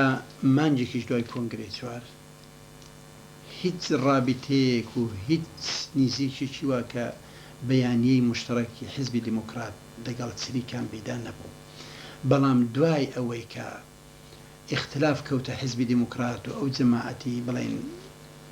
پەیڕەوی کۆنگرەی چوار یا گروهی حەوت نەفەری جودا بوونەوە ئەو بەیانەیە کە تۆ دەیڵێی نزیکی حزبی دیموکرات لەگەڵ چریکای فدایی خەڵک دەست پێ دەکات مقالێکیان لەسەر کوردستان نووسی تشکیلاتی کوردستانی سازمان دیفاع لە حزبی دیموکراتی کوردستان و حزبی دیموکراتیش متقابلن ئەوە و حامید بەک تقریبا دەکرێت بڵێن 3 مانگ دوای کۆنگرەی چواری جیراوە یعنی وەختێک بووە کە تۆ فکر بکەوە ئیعلامی مۆزە کراوە حزبی دیموکرات جودا بۆتەوە و حامید بەگیش دەواقعدا حزبی دیموکرات لە دوی ناردووە حامید بەگ بە داوەتی حزبی دیموکراتی کوردستان هاتووە کە دێرەدا ئەو نقطەیە مبهەمە حزبی دیموکرات کە ناردوویەتی میوانی حزبی دیموکراتی کوردستانە چریکان کە حزبی دیموکراتیش دەسەڵاتی زاڵە لە مەهاباد بۆ دەبێ ئەو دەسەڵاتە بدەن بخۆیە ئاو جورئەتە بوانەکەی حامید بەگی لە مەهاباد لە هۆتێل بێن نەدەرەوی بیفران یا بۆ حزبی دیموکرات میوانی خۆی نابێ حمایەتی لێ بکات ئەو مەسەلەیەکە کە بۆ من ناڕوونم دەگەڵ مەلا محەممەدی جوانڕۆیش قسەم کرد کە و یەکێک لە وەسیلانە بۆ کە ناردوێتی دوی حامید بەجەوانە ئەویش هەر پێی سیر بووی حامید بەجێشی نەخە نازانە حامید بەجێشی کە بەڕاستی کابرایەک بوو ممکنە زۆری هەڵەشە کردو زۆریش خەڵک بەبێ تاوان کوشتووە ممکنە احتیمالات بەڵام کابرایەک بوو سەرجەم دیکۆن ئەوی ئیمکاناتی مەدی اختیاری حزبی دیموکراتی دەنێن کاکە ئەمن ئینسانێک حزبی دیموکراتی چۆنی ئیستفادە بکە لێ بکات دەیکوت ئەمن پێما بۆ شێع عیزەدینی حوسێنی دەگەڵ حزبی دیموکراتە حزبی دیموکرات تەئیدی دەکات ئەوەیە ئەوەش کاغەزی شێع عیزەدینی ببن ئەویش کاغەزی شێع عیزەدینی پێ بگرێت کە بەڕسەک وەرگێت کاکە بەداخەوە لە کاک عەلی لە ئیمکاناتی دوای سەرکەوتنی ئینقلاب لەو عەرزە لەبارەی کە بوو زۆر کەس بۆ بردنەپێشی هەدەفی سیاسی و زۆر کەسی بۆ بردنەپێشی هەدەفی ماڵی کەلکی وەرگرت و لەو بوارەیدا زۆر کەسی دەبینی دیلێر و لەوێ ئەوانە کابرا لە بەڵە میلیۆنێر کە هات سەر حامید بەگی چونکە مشاهیدی زیندوم لێرە حامید بەگ ئەمەنا دومانە لە دوای وەسێ ڕەسوولی بابی گەورە هێناویە ئەمە لە هۆتێلەمانداناوە ئەم دکتۆر قاسم و مەلا محەممەدی جوانڕۆیی لە ماڵە حامیدی گەوهەری دەگەڵی دانیشتین و ئێمە زۆر مەبەستمان بوو کە لە منتەقەی حامید ببوو ئەو بە شیواندا جوانڕۆی کامە تەنزیماتێکی بە قووەتمان هەبێ و باشترین ڕێگەشمان حامید بەگزانی بە حقیقەت حامید بەگ هیچی تێدا نێشتەوە بۆی کە هەرچی لە توانایدا بێ و باسی ڕابردووی خۆی کرد کە لە عێراق کە ئێوە لێوە بوون و من لێوە بووم و ئەمە چم کردووە هیچ پەنایەکەوە من نزیشم لەگەڵ حیزبی دموکرات نەبوو بەڵام ئێستاکەەوە وەزە ئاوایە وڵات ئاوایە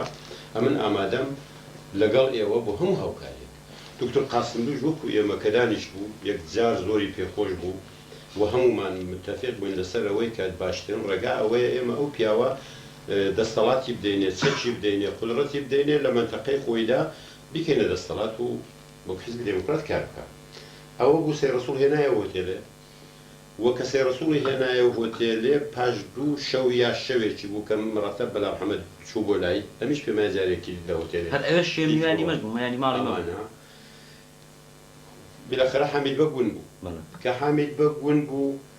سێ ڕەسوول کە هێنابووی مەلا محەممەد جوانڕۆیی کە لەوێ لەگەڵەمەوە بە پێشمەرگەکاری دەکرد ئەوان زۆر پێوە تەنگاو نەبوون چونکەم بۆ شتانە زۆر ناڕەحەت بوو بە وەعد و وەعید زۆر ناڕەحەت بوون کە تۆ ئەمن لەگەڵ دکتۆر قاسملووی دانیشتم کێشەم پێ کرد تم دکتۆر ئەوەم ئەو ماستە و میچ تێدابێ وایە ئەتۆ بازە جارێک دەمەقابل ئەو هێزە تونندڕەوانەدا زۆر نەرمیش دەکەیت باشە ئەوە شخصیەتی ئێمە لە گۆڕەدایە ئەو کابرای هاتووە هەموو وعدێکی بە ئێمەدا ئەلان ئەمن ناڕەحەتم چون مەسئولی ئەو بەشەم ئێمە دەبێت ببینینەوە دەبێت تعقیب بکەین دکتۆری لەکوێ دەبینەوە کوتمە ئەمن هەر ئەو شۆ جەماعەتێکە بۆ خۆم پێم وایە جا چی کۆمەڵی بن چی ئیسریکان بن هەر ئەو شۆ ئەم 5 نەفەریان لێ ڕادەگرم دەڵام حامید بەگەم بدەنەوە نەفرەکانتان بدەمەوە هیچ ئەوانشی ناوێت کاکە سپێنە بنەوی خۆ تەواو دەبێت و سپێنی ئابرومان دەچێت سپێنە دەڵا حیزب دموکرات تحریکراوە لەلایەن ڕاست و چۆ فلان و ئەوانەیە و بزانین بۆ خۆمان لەولا ولا ڕەتاقیبی دەکەین بەڵکە پێداوێتەوە خلاصە دوکتور وەک شتێکی عەمدی وەک شتێکی نازان بڵێم چۆن ئەوەی کە پێویست بوو نێهێژ نە ئەمن ئێقدام بکەم نا سەیر ڕەسوول کە دەگەڵ دکتور قاسم لوی کاکەمە دەبین دەزانێت زۆرکەین و بەنیان هەیە کە ئەوی شوێنای بووی میزبانیشی بوو سەیر ڕەسوولیش بۆ شتانە خۆی بە پیاو دەزانی بۆ کوڕ دەزانی بە شێر دەزانی پێکێشی کردەوە ئەوە بوو کە ئەوان نیانکردمی چۆم نەدایە حەمید بەکەرەوە بۆ شێوەی تێدا چوو کە ئەوە بدرا حەمید بەک ئەو دەمین لە جەریانی خاڵت و مامۆستا و شەزدینوانەدا نەما بوو یعنی ئەو دەمین زمانیان گەیان بووە و هێنا بوویان گویا بەسا بۆ لەگەڵ حیزب دموکرات کار دەکات ئەو وە مەسەلەی گرتنی مەلاجەلال و ئەوانەش دیسان هەرە من چاک دەزەریاندام و هەر کاغذ و بەزمڕەزمەکان بۆ مەهاباد بۆ لای من هاتن و هەر لە مەهابادەوە خەڵک هات واستەی بۆ ئێمە شۆڕای نیزامی کردکەوە شتێکی وا هەیە ئەمن مامەلا ڕەحیمی عەباسی کە ئەوە لێرەیە مامەلا ڕەحیم فشار بۆ هێنا چوین لەگە مەلا شەعزدی دانیشین دکتور قاسم و فشار بۆ هێناکەوە کاری ئێمە نییە چەک لە عێراقی ڕادێ بۆ ئەمە بچین ئەوانە ڕوودکەین هەر ئێستا دەڵێن بەدزی چەند چێکیان لەوانە دزیوەتەوەوانە دکتور قاسم و شەمومان موافقەتمان کردووە کاغەزمان دا بە مامەلا ڕەحیمی دەدا ئەوەی کە ئەمە ئاگادار بوون هیچ چینایەک لەگەڵ خاڵت نەبووە بەڵام بە مەسەلەی مەلا جەلال کە پیان وابوو لە بنەوەدا مەلا شەعزەدین تەحریکی دەکا و چەکە وەرگیراوە کە مەلا شەعزەدینش بۆ خۆی قوڵمان لێکوتی ئەمن بێخەبەرم ئەمن ئاگام لە هیچ نییە نازم چیوانە ئەو بوو کەمە کاغەزمان دا بە مامەلا ڕەحیمی کەەوە نوێنەری ئێمەیە لەلایەن حیزبی دموکرات و کۆمیتێ مەرکەزیەوە دێ بیلا فاسیلە بەگەیشتنی ئەو مامۆستا مەلا ڕەحیمی چیتان لێ وەرگرتوون دایاندنەوە و ئازادیان دەکەن و ئێمە هیچ کارێکمان بۆ کاری نەدا خۆن من ئاگادەیە زۆر باشە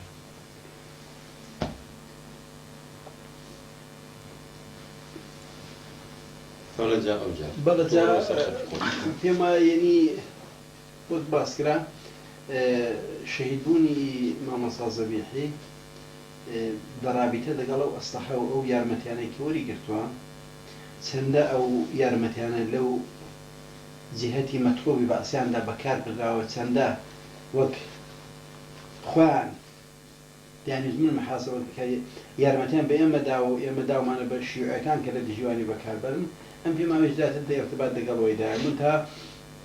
ئەوەی من بوو مەسەلەن حیزبێکی دیموکراتی ئەو عالموانیش ئەو بەرنامە دوور درێژیان بە حیزبی دیموکراتیان نابوو ئەمن ئەوەم لە پێش بوو کە لە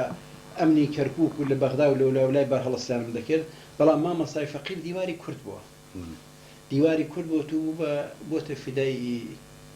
بێ پشتیوانی ئەوە لەداخەوە توی ئیسلاعێک کرد لەو کاری بینی خاڵ و مامۆستا شەعزدینی کە بە تەمای حیزبدانان و نەیکرد مامۆستا و لە پێشدا فیدەی کەم و دوای نەیکرد و ئەو پادرمیانی یان واسطەی مام جەلالی دەو بینەیدا ئەو دمیشکا من گەدرەبیرت بێ پێما بێ تۆش بوویت ئەمن لە بەردەپایین توشتان بووین مامە غەنیش بوو ئەوە دروست دە سەردەمەیدا بوو وەڵا حەقەدەوەیە هەر لە سەرەتایی ئینقلابدا کە ئینقلاب سەرکەوت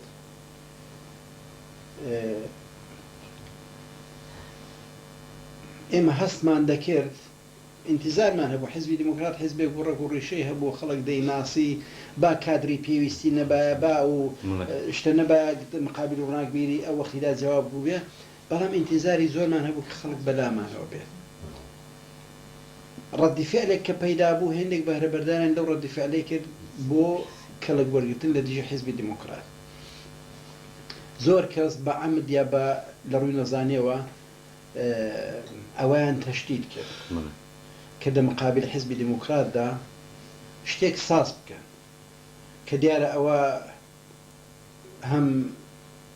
شتێک بوو عێراق پێی خۆش بوو هەم شتێک بوو ئێران پێی خۆش بوو یعنی هەر جیهەتێکی کە بەڵێن دژی ویستی میلەتی کوردە پێی خۆش بوو کە تەفرەقە بێت حیزبی دیموکرات زەعیف بێت یا بڵێن لایەکی لێبێتەوە ئەوە بۆ حەول دراکە حیزبێکی دیکە دە مقابل حیزبی دیموکراتدا ساز بکەن تا ئەو جێگایی کە من بیستمە حتا ئەساسنامەکەشی نووسراوە وەکویا خاڵش کە بەڵێ نووسیویانە و کە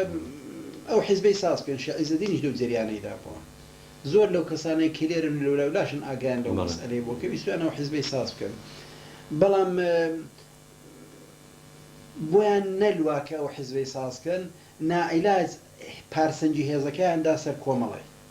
کە کۆمەڵی بەهێز بکەن ئەو حیزبی کەوان دەیانویست نەبوو نەبوو با کۆمەڵی بەهێز بکە ئەوە بوو کە خاڵت دە و جێریانەیدا یعنی بڕێک هاریکاری وانێکی وی کە دیارە مەمجەلالیش دەوری هەبوو دەوەیدا چون کۆمەڵەکانە لە سەرەتاوە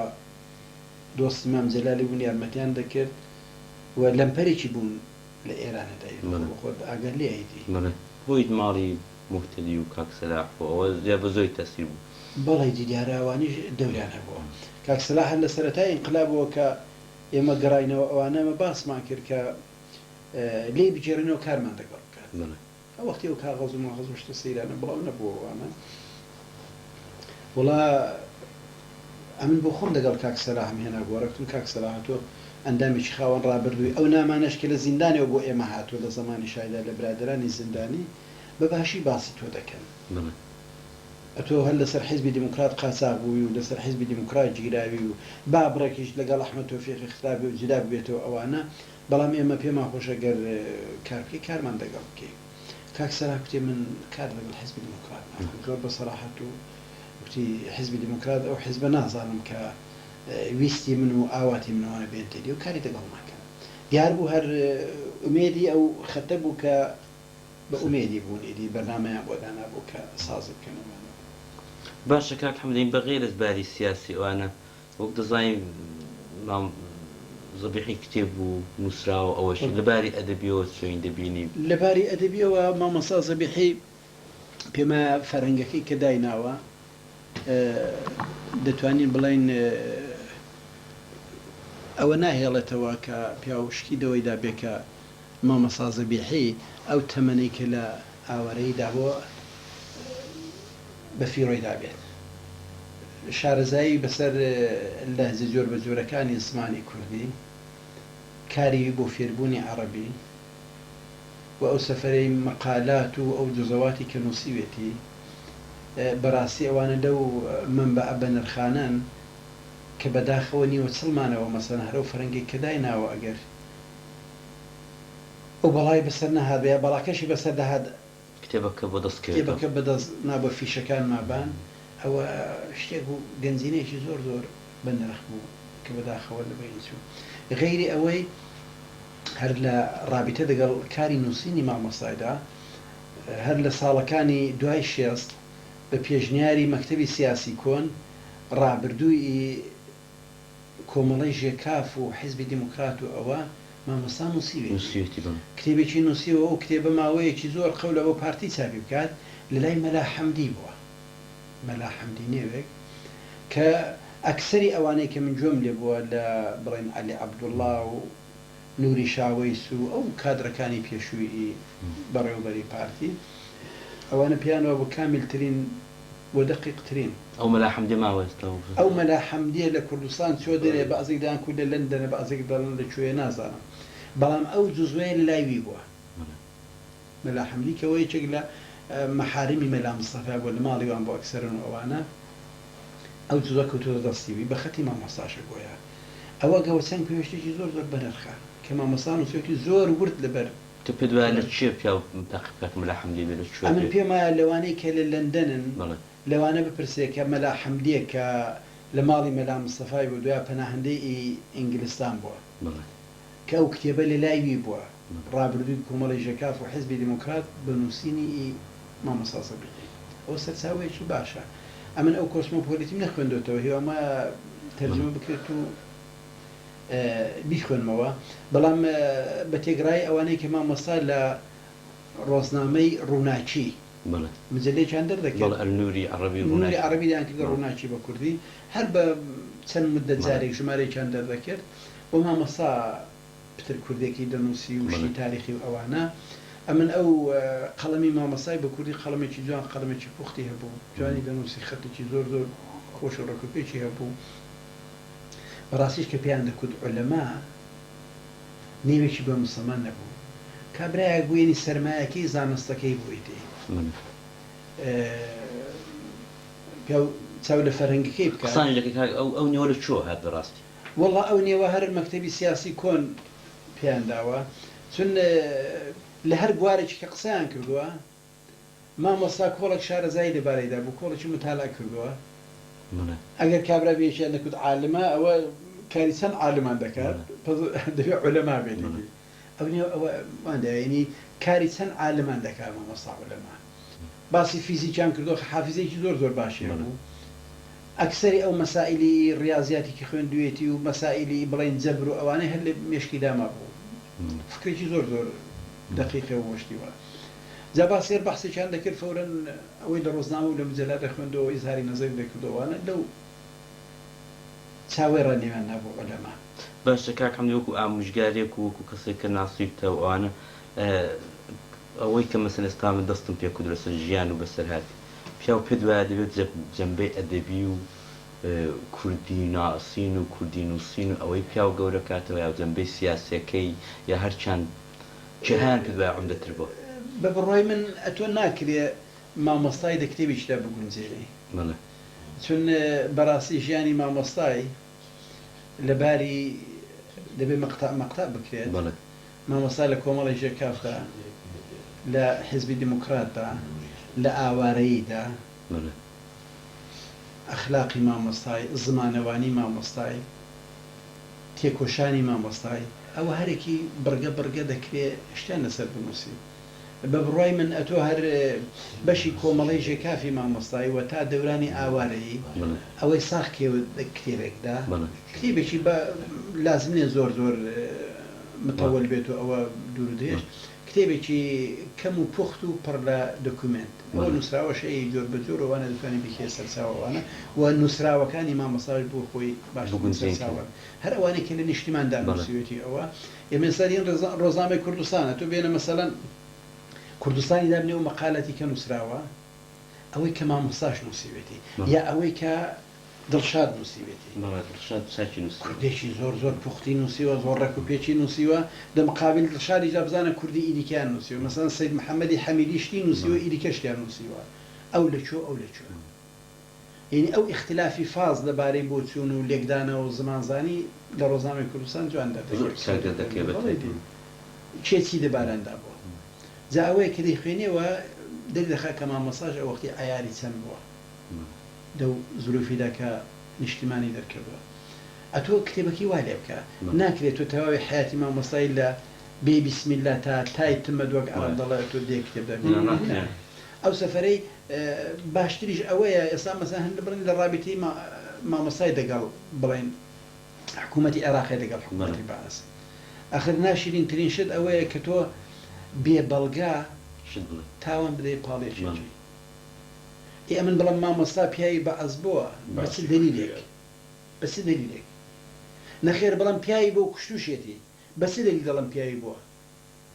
زۆر جیهاتی سیاسی پیاوی شێت و دەشی کوژێت کاری پێ دەکەوت دوای دەیکوژێت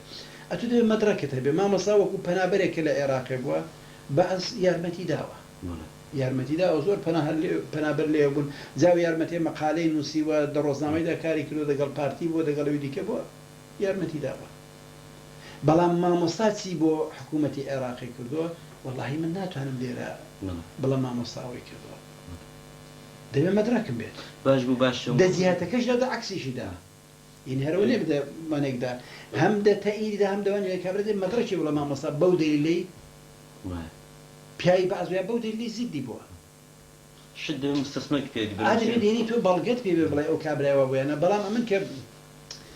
قسە دەکەم لەبارەی مامۆستایدا ئەو ڕابردووی مامۆستای ئەوەی کە لە نزیکەوە لە مامۆستام هەست کردووە ئێستاوە عیزەدین مستەفای دێوە جاری دیکە باسی کرد ئێستا تۆشکە لە سەر باڵکۆن باسییان کرد پێما یەکێتی لە هەموو کەس پتر قەرزداری مامۆستایە بەڵام تا ئێستا ئەوەندەیان وانێک نیشان نەداوە عیزەدین مستەفا لێرە لە ماڵی ئێمە باسی کرد کە هاتبوو پارەکانە هات کوتی وەڵا من لەگەڵ مام جەلالی باسم کردو کە زەبیحی زۆر دەوری هەبووە بەڵام حتا مەدرسەیە کۆڵانە شتێکمان بەنێوی نەکردو ئێمە ئەوە حکوومەتیشمان بەدەستەوە کوتی مام جەلال پێوتی وەڵا زۆر بە زەبیحی قەرزدارین کۆنفەرانسە شتێک پێکدێنین و بە ئیمانی ڕزگرتنم بۆ تۆم بۆ باسکردی کە تۆ سەفەرەکەت کرد بەڵام ئەو گوزەراوەتیان کردو ئێستا تاستا لەبارەی لە بەرسەری ناوخۆ بە بڕای من ئێمە گوێ نەدەینەوە مامزەلات چی بۆ دەکەوێت کەسی بۆ خۆمانەوە ئەتو ئەوەی کە ئێستا قۆڵە لێ هەڵماڵی وە کارێکی زۆر زۆر باشت کردووە هیوام وایە پتریش درێژەی پێ بدەیت چون بۆ کابرا دەڵە خوێنی خۆتە و مربوطە بە خۆتە مەسەلەکەی دی درێژەی پێ بدە وەڵا زۆر شتی بە نەخ دەتوانین بیرەوە وڵا کاکەم دەبێ من زۆر تێمە بەستمەوەیە کە بە هەر حاڵمە تاریخێکمانەیە تاریخی کێندەش کۆن نییە بگاتم تاریخ 300 ساڵەوە پێش بەڵام بۆ تاریخی 50 ساڵ ڕابردووە ئێمە ئەوە بۆ نسلی داهات و ڕوون نەکەینەوە واقعیەت بە واقعیەتەوە مەدەیە بۆ شتەکە بچ هەموو کارم بەوە نییە کە وەقی ناکەوە خاڵی بەڵام دەبێت ئەوەندە حەولم کە ئەوە بەشێک لە تاریخی خەڵکی من لێرەدا نوکتەیەکم لەسەر ئەوە ئیمامۆستا و حکوومەتی عێراق و نزیکیوی لەگەڵ ئێمە یا دووریوی لەگەڵ ئێمە هەیە من بۆ خۆم یەکێک لەو کەسانم وەک کاک حەمەد ئەمینی زۆر نزیکی و پەیوەندیم لەگەڵ مامۆستای نەبووە و زۆر مەخالیفیشی نەبووم نزیکی و پەیوەندیمان کە نەبووە بە حقیقەت ئەو خۆی لە ئێمە دەپاراست کاک حەمەد ئەمین باش دەزانێت ئەویش علەتی ئەوەی پاک و پیس وەگرادوستاوە وەختێک مەخالیفی ئەحمەد تەوفیقی بوو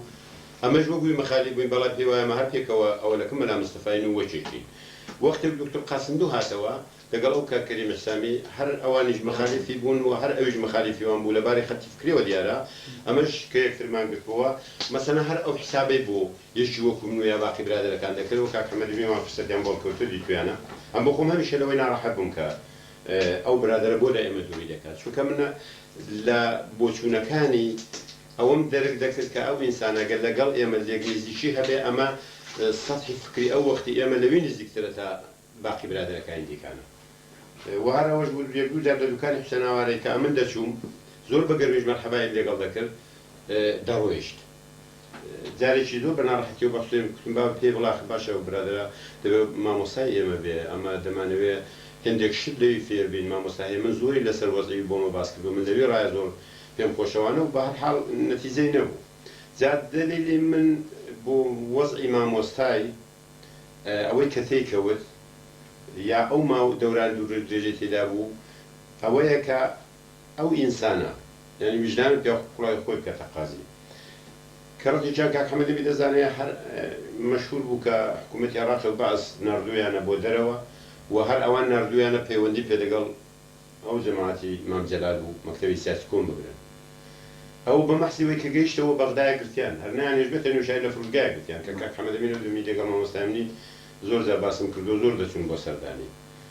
باشە ئەو ئینسانە گە بەویستی وان جوڵابایەوە بۆ دەچیە ئەگەر ئەو کارێکی حکوومەتی عێراقی کە بۆی ناردووە مەسەلەن ئەو ئینسانە ئەوەی بە تەواوی تەطبیق کردباوە دەبێ نوێیدا دڵسۆزی و لێوەشاوەی خۆی مەبەست نەبووە و کارێکی دیکەی بە قازاندی کوردەکە دەنەزەدانە بۆ باسی دەیگرێت نزیک چەند حوتەشمان گیرە ئەوە ئەوێ بە دواییدا کە وەزعی ئینقلاب هاتە گۆڕێ و ئێمە گەڕاینەوە و پاشبینێکی بە دوای ئێمەشدا مامۆستا ئەوەی هاتەدە مشکەوە کە سەردانی وڵات کاتەوە یا ئەوانەی ناسی بوون ئەوە مامۆستایە ئەوە کۆمەڵەیە ئەو خەڵکانی دیکە مامۆستا عولەما هاتەوە بێ کە هاتەوە بێ خەریکی ئەو پێکەنانی و جریانەی بوون کە دیارە مەلا عومەر پێم خۆشەکە لێ لەوی زۆرتر پرسێ چەندجارێک بۆ منی جێڕاوەتەوە ئەو زۆر چاک لەو بارەیدا دەزانێ ئەوەش کە چەندی هەڵسوڕا و چەندی ئەوەی کە ئەحمەد ئەمین شارە پێکردن هەمووی وایە یارمەتی چکەوەری گرت بێت لەسەر ئەعتیباری وی لەسەر بۆچوونی وی لەسەر شەخصیەتی وی کە چەندەی بە یەکێتی گەیشتووە چەندەی بە دەفتەری مامۆستای گەیشتووە چەندەی بە مەلا جەلالوان گەیشتووە ئەو ئینسانە ویستوێتی لەو بینە و لەو هاتشوێیدا ئەوەی مەبەستی فکری خۆیەتی جریانێکی تازە بۆ ویستەی خۆیەوە لە کوردستان بەرپا بکات ئەو جریانە شەستاون لە بێژوێ ئاخر کۆبوونەوەیان کە بۆ فاتی شێخ الئیسلامی بووە مەلا عومەر بووە ئەحمەد ئەسکەندەری بووە کاک سەلاحی موفتەدی بووە مامۆستا شێخ عیزەدین بووە کاک سعد بوو ئەوانە کە لێو بوون تەنیا کەسێکی بەرنامەکەش بۆ خۆی نووسیوێتی کە بەرنامەکانیان خوێندوێتەوە تەنیا کەسێکی کە مەخالیف بووە ئێستا کە حیزب بیکەنە حیزب و تەشکیلات مەلا عومەری عەسکەری بووە و هەر تووشێکی لە عیبارەتی ئێستا ڕژا من حاضر نیم دانیشم چونکە من نامەوێ بیکەم کە دەدوایشدا مەلا عومەر نەیکردووە و بەرنامەکە پاژماوەیەکی ون بووە بە خەتای مەلا عومەریان زانیوە دوایانە هەر دەبێ مەلا عومەر چوون مەخالیف بووە ئەو لە بینی ببێن بەڵامەکان دێون بۆ شێزەلا بەمنی کودا فیوزەکەیدا لە سلەیمانی کوتی کاکەم لە بینی برد بەڵێ جا ئەوە کە لە بین چووە ئەمن باقی دێم بۆ چوونی خۆم کەوەی بیستمەوە چەند جارێکیان بۆ جێڕامەوە کە مامۆستا لەوێ لە دوای ئەو دانیشتنەیدا کە دوایە هاتەوە ویلی تووشێ و مشکلاتانە بوو بۆ خۆی بە نەتیجەیە گەیشتووە ئەوانەی دوورا دوور ناسیوە هەر یەکەی جوورێکی فکر لەسەر کردوونەوە ویستی وی نەبووە نەی کردووە و دەنا مامۆستا لە هەمووان باسی چاکردناسی ئەوەشی حساب کردووە کە بێتەوە خەریکی کتێبەکەشی بێ ڕنگ بێ وەکجاری گۆرین باس شتێکی بەسەر بێنێ یان بچینە دیسان لە عینی کاتیشدا باس کە ماموریێت هایەکی داوەتێ بەویستی وان نەجوڵا بێتەوە و گزاریشەکەی بەویستی وان نەدات بێت و کارهایکی کردوێتی بە کەیفیوان هەڵە سوراوە سەری تداچوە ئەمە هیچکم دەوەی دانیە مامۆستا ئینسانێکی خۆگر بوو ئینسانێکی بەپارێز بوو وەک ئێستا هەمومان بۆمان دەرکەوتووە لەبارەی فکرەوە فکریوی بۆ قازانجی کوردستان و دواڕۆژی کوردستان لە پێشی ئێمە بۆ شەبیبیندا و ئەو ئینسانش تەنیا ئەو خۆگریە نەبێت کە بۆ خۆی ئەوە چۆن هات بۆ پێشێوانە و بڕێک خۆن خەڵکی نەدەکەوت و زۆر وەک ئێمەمانان تێکەڵاو نەبوو لە کوردستان ڕابوو عیبی دیکەی نەبووە لە غێری قازانجی میلەتەکەی خۆی نەبێ و بەرە و پێشچوونی علم و فەرهەنگ و ئەوەی کە بۆ خۆی لە هەمووان مامۆستاتر بووە شتێکی دیکە لە مشکویدا نەبوو مامۆستا لە بە شەهیدێکی ئەم کوردستانی دەزانم بە ئینسانێکی زۆر خاوەن ڕابردووی دەزانم کە بەداخەوە علیکە و کارێک کە دەکا بە خۆشیەوە کارێکی یەکجار زۆر باشە من هەمیشە تومە ئینسانێکی گومنام بوو لە کوردستانی عێراق دیارە زۆر لە نێوێچەتی و ئەوەی کە پارتی دەسەڵاتێدا بۆ زۆر مەشهور بوو مەشهوریەکەی نەشە نزای شەیە مەسەن لە ئێمان دەپرسێ دەڵان مامۆستا عولەمایەکەیە خەڵکی مەهابایە ئەمە بۆ مەشارە دەنەکە باب ئینسانێکی ئاوە بۆ فڵان ئەوە ئینسانێکە دەورێکی یەکجار زۆری هەبووە ئینسانێکە زۆر جێگا ڕێز و تەقدیرە بە شەخسی خۆم ئەلعەنیش تەئەسف دەخوازم بۆی کە وەک کاک حەمەد ئەمین و باقی لادەنا بۆ نزیک میگەڕێن کارەکەش زۆر کارێکی سەر بوو کاک حەمەد ئەمین تۆ لە گرتنی ساڵی هەفتا و دوی هەفتا و پێنج شەشدا شەش چ دەزانێت من ساڵی هەفتا و پێنجە ساڵی هەفتا و پێنج ئێمە پاش سەفەرێکی ئەوروپایی ئێمە گەڕاینەوە لوبنانیە دیارە دکتوری ڕەحمەتی زۆری پێناخۆش بوو کە دەگەڕینەوە چون دەیویست ڕێگا خۆشە بۆ خۆشی نەگەڕێتەوە منیش نەگەڕمەوە شای ئەشیان کردبوو کە ئێمە بەیانمان بڵاو کردو لە دژی بەعز دوای بەیانمان دەرکردو ئەوانە برادرانیان لە بەغداد لە مەنگە نابوو لە کوردستانی دە مەنگەیان نابوون دکتۆر عزەدین مستەفا ڕەسوڵی حازریش کە لە کوردستانەیە ئەوە هاتبوو گەڕا بوو جەولەیەکی کرد بۆ وڵاتانی ئەوروپاییدا کوردوی ئەوانە بگەڕن و بەعز دەبینن دەبا یعنی من و دکتۆر و کاکەری کە چوین لە دەرەوە دژی بەعز کارمان کردووە دکتۆر زۆر مخالیفی گەڕانەی بوو کتم وەڵڵا ئەم سەریشم تێدا بچێت ئەو برادرانەی ئێمە بە ئومێدی ئێمە لەوێ دانیشتوو دەچمەوە بامیش خۆ بخوێنی من لەیوان گەشتنەی دی من کاکێ من لێ بمێنێتەوە مەلا ڕەسوڵی کە من لێرەدا بنیشم کەچی وا بوو ئاخر نقطە ئەمن هاتمە لوبنانێ کە هاتمە لوبنانێ مامۆستا لەوێ بوو مەمجلالیش لەوێ بوو لێ وەڵا 2003 لەگەڵ مامۆستا یەکترمان دەدیت و ئەوانە دوای مامۆستا بەمەی ڕاستپار کوتێ من فلان ڕۆژی بە عەبدوڵڵا کانیمارانی بڵا من دەگەڕێمەوە لە فرودگار بێت بەڵامیش کە گەڕامەوە هەربی لا فاسە تەماسم لەگەڵ کاک عەبدوڵڵای گرت و پێم کەوتون کە مامۆستا دەگەڕێتەوە فلان ڕۆژی ئاگادار بوو بچ بۆ فرودگار وەڵا ڕۆژی مەعود کە مامۆستا دەگەڕێتەوە کە من ئێوارە تەلەفۆنم کرد کاک عەبدوڵڵا بە جوورێکی جواب داوە ئەوانە و کوتی دوای بۆ باس دەکەم دوای کە دیتمەوە کوتی وەڵا کاکە هاتوون گرتویانێ لە فرودگار گرتویانە ڕاست چۆن گرتویانە کوتی وەڵا گرتویانێتی خۆ من دەسەڵاتی باسم نەکردویانەوە باشەی چی لێبوو چۆن بوو کوتی وەڵا جا بڵێم چی لێبوو بە فرودگارێکی زۆر زەرامەوانە و مامۆستا گیرەوە دوای کەوتین ئەولا وەڵا ئاخری لە زیندانی ئەبوو غرێب مامۆستامان دیتەوە دیتمانە وەڵا بە ئەسمان ڕاگەیاندمەوە دۆستی ئێمە برادەری ئێمە دەچین دەبینێن بەدزیش ناچینەوە ئاگادار بن دەچین دەبینێنەوە وانەوە زۆر شتمان دەکوت مەلا ڕەسوڵ دەزانێ پێیان خۆش بە پێیان نەخۆن پێتان خۆشت دەکەین پێتان ناخۆش بڕۆنی دی ئەمە حیزبێکی سیاسی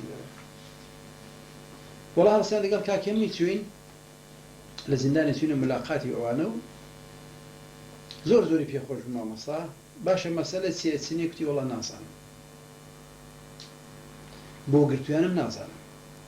هیچیان پێ نەکتوم جارێ ئەو ماوەیە کە لە زیندانێ بوو ئەمە زۆر دەچوونە دیدنی و ئەوانە بەڵام لە سەرگیرانی شای ئەبڵاو بووەوە کە بۆ گرتویانە شای ئەکان زۆر بە زۆر بوو لە نزیکترین کەسی کە دەگەڵێتی دەیگرتەوە تا ئەو کەسی کە بڵێن لە دوورە و لە پتر لەوەی کە بە قازان زیوان بێت زەرری بوان بووە و هێندێک جیهاتی دیتۆ کە نەدەبای ببینێت دیارە جیهاتەکانش کە دیتوێتی باشرا مامزەلالی دیتوێت مامزەلالی دەبێت و ڕەفیقی مامزەلالی بۆوانەوە و پێشم وایە ئەگەر بەعز لێ پرسی بات و مامزەلای تۆ نەی لە شار دیتومە بەڵام عەقڵیەتی بەعسی ئەوەی بۆ تەحەمل نەدەکات کە دوو ئینسان لە وڵاتێکی دەکرێت لەگەڵ فکرشان مخالفێتی یەکتری بین و لەگەڵی شتا بنیشت. تو ئەوە چیز بیستۆ کە ئەو دیتنەی مامزەلال و زەبیحی هەر لە سەروبەندی دامەزرانی یەکێتی نیشتمانی و باسی یەکێتی نیشتمانی زانی یەکێتی نیشتمانی ئەوە وەختێک ئێمە چوین وێستا شۆڕشی کورد نەکوژابەوە 1974 دێ شەڕ دەست پێ بکاتەوە دەستی پێ کردوێتەوە یەکێتی نیشتیمانی 76 دروست کراوە ئەوە دەگەڵ ئێرتیباتی نیە یعنی 2 ساڵ پێشەوەیە جا سەرجەمشتەکان ئەوە بوو کە بەعەز لە هەڵس و کەوتیوی لە لوبنانێ و لە دەرەوە ناڕازی بووە علەتی گرتنەکەشی هەرەوە بووە و حتا دەیانگەیاندەوە هەتا نزیکترین دۆستی کە بڵێن حازی بێتی ئەدی نەقلی شێخ جەباری و شێخ جەبار نەوارەکەی ئەو حتا شریتی زەبتی بینی مامزەلال و هێرۆخان و زەبیحی داوە بە بەعس و شێخ جەبار کە کوژراوە ڕۆژانە قەدری لە برای شێخ ستاری ئەو بنەویستووە بەڵام شێخ جەبار کابرایەک بەبێ پەت دەگەڵ مخابرات هاوکاری دەکرد ئەمە جارێکی من تووشی بووم دەمناسی توڵەیەک هەر بوانەمان دەکوت توڵی دەوەی کە لەگەڵ مخابرات کار دەکەن بەڕاستی پێمان نزانانی توڵە بوونێتی جارێک تووشی بوون لە شەقام سڵاوی لێکردم و ئەوانە و ئەمی زۆر بە ساردی جوابم داوە ئەوە کوتی باشە تو بۆ دەگەڵ من وا ڕەفتار دەکەیت وتم باشە ئەمن مەجبورم دەگەڵ تۆ ئەو جوورە ڕەفتار بکەم کە تۆ دەتەوێت کوتی وەڵا عەیبی من ئەوەیە من بەبێ پەت دەگەڵ مخابراتم نەیشارمەوە بەڵام مەسەن براکەی خۆم ئەو هێناوێتی حیزبێکی دروستکرد نێویژدارم کاکە گە پیاوی مخابراتی بۆ حیزبی نێوی حیزبی لێ دەبێت ئەمن بە ئاشکرا دەڵم پیاوی مخابرات و هاوکاری مخابراتم ئەدی حیزبی شۆڕجێر و نازانم حیزبی چی بۆ لێ بنێ ئەم پیاوی مخابرات شخصدار حیزبی خۆی هەیە ئەو مانێکی خۆی بێتی جا ئەوە چەندەی دەور هەبوو من ئاگام لەوەی نییە بەڕاست باشە کاک حەمەد بین داخردا وەکو نەسیحەتێک وەکو سوزام ئامۆژگارێک بۆ هەم بۆ ئەو کارەی هەم بۆ شتی ئاخر هەم بۆ بیرەوەرێکی خۆش ئەگەر هەتە وەڵڵاهی کاکە بیرەوەری مامۆستای بیرەوەری خۆشمان زۆر بوو لە ئەو ژیانی مختصری ئاوارەی لەگەڵ مامۆستایدا مامۆستا دەڵەمی باسیۆم کرد ئەو حسی ئینسانێتی کە تێیدا بوو پێم خۆش بوو برادرانی حیزبی کۆمونیستی عێراق بێرەبان لەگەڵەوەی کە 100% فکری مخالفی کۆمونیستەکان بووە بەڵام زۆر جار کابرای کۆمونیست کە لە فڵان نقطەی لە فڵان سەیتەڕی گیراوە بە وەسیلەی دۆستێکی وەکو من وەکو مەلا ڕەسوول وەکوژیدی کە مامۆستایان ئاگادار کردووە مامۆستا حەزبی نێدەتا کابرای بەرداوە یعنی ئەو حسی دڵسۆزی ئەو زۆر لە مامۆستایدا بەقووەت بوو من باسی کاک حەسەنی قزڵجیم کردی کاک حەسەنی کۆمونیست مامۆستا زەبیحی بڵێن ناسیۆنالیست لەو پەڕی مخالفەتی فکریدا نزیکترین ڕابطەی عاتیفی و دۆستانیان لەگەڵ یەکتری مامۆستا و حسی تێدا زۆر زۆر بەقووەت بوو ئەوە لەو نقطە باشانەیە کە لە مامۆستایدا بوو جا بەداخەوە هێندێک کەس ئیستفادەی خراپیشان لەو ئیحساسی عاتیفی ئینسانی مامۆستای کردو و زەربەیان پێدا بوو شتێ بە هەر حاڵ ئەو کارێک کە تۆ گرتوتە سەر شانت بە بڕای من خزمەتێکی باشە گۆشەیەک لە ڕابردووی ئینسانێکی خاوەن ڕابردوو بەڕاستی کەسێکی کە دەروێشانە ژیا لە پێناوی ئامانجەکانیدا دەتەوێت کۆ بکەی و دەتەوێت تۆمارێکی و بیکە کتێب هیوام وایە سەر بکەوی و هیواشم وایە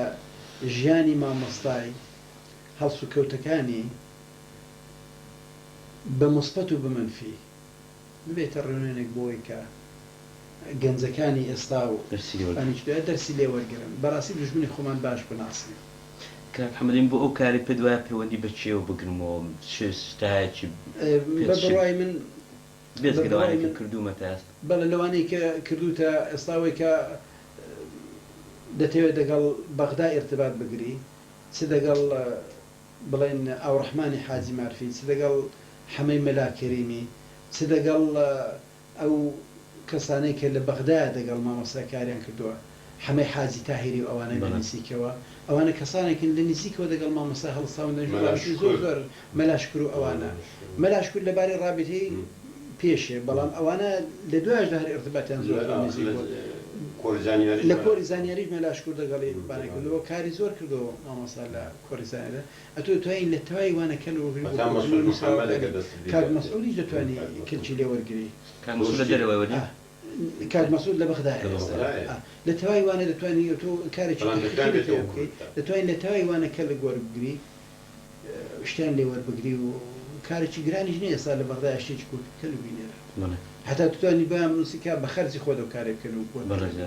خەرجێک نییە ئێستا دینارە وەسە بێ خەرجێک نەبێتەوە کاکەجانێک دنیا سپاس زۆر مەمنون بۆ وەختێک کە داتینە هەروەتر سپاس بۆ خاڵش و کاک مەلا ڕەسووڵش کە لەگەڵ بوون بۆ شکە ڕووناچێ و یەک دنیا سپاس زۆر سپاسی تۆش دەکەم کە ئەوە دڵسۆزانە دەتەوێت خاڵت کە بەداخەوە دەبایە کەسانی دیکە و کارێ بکەن خۆڵت لێ هەڵماڵیوە و دەتەوێت بەحەق ئەوەی کە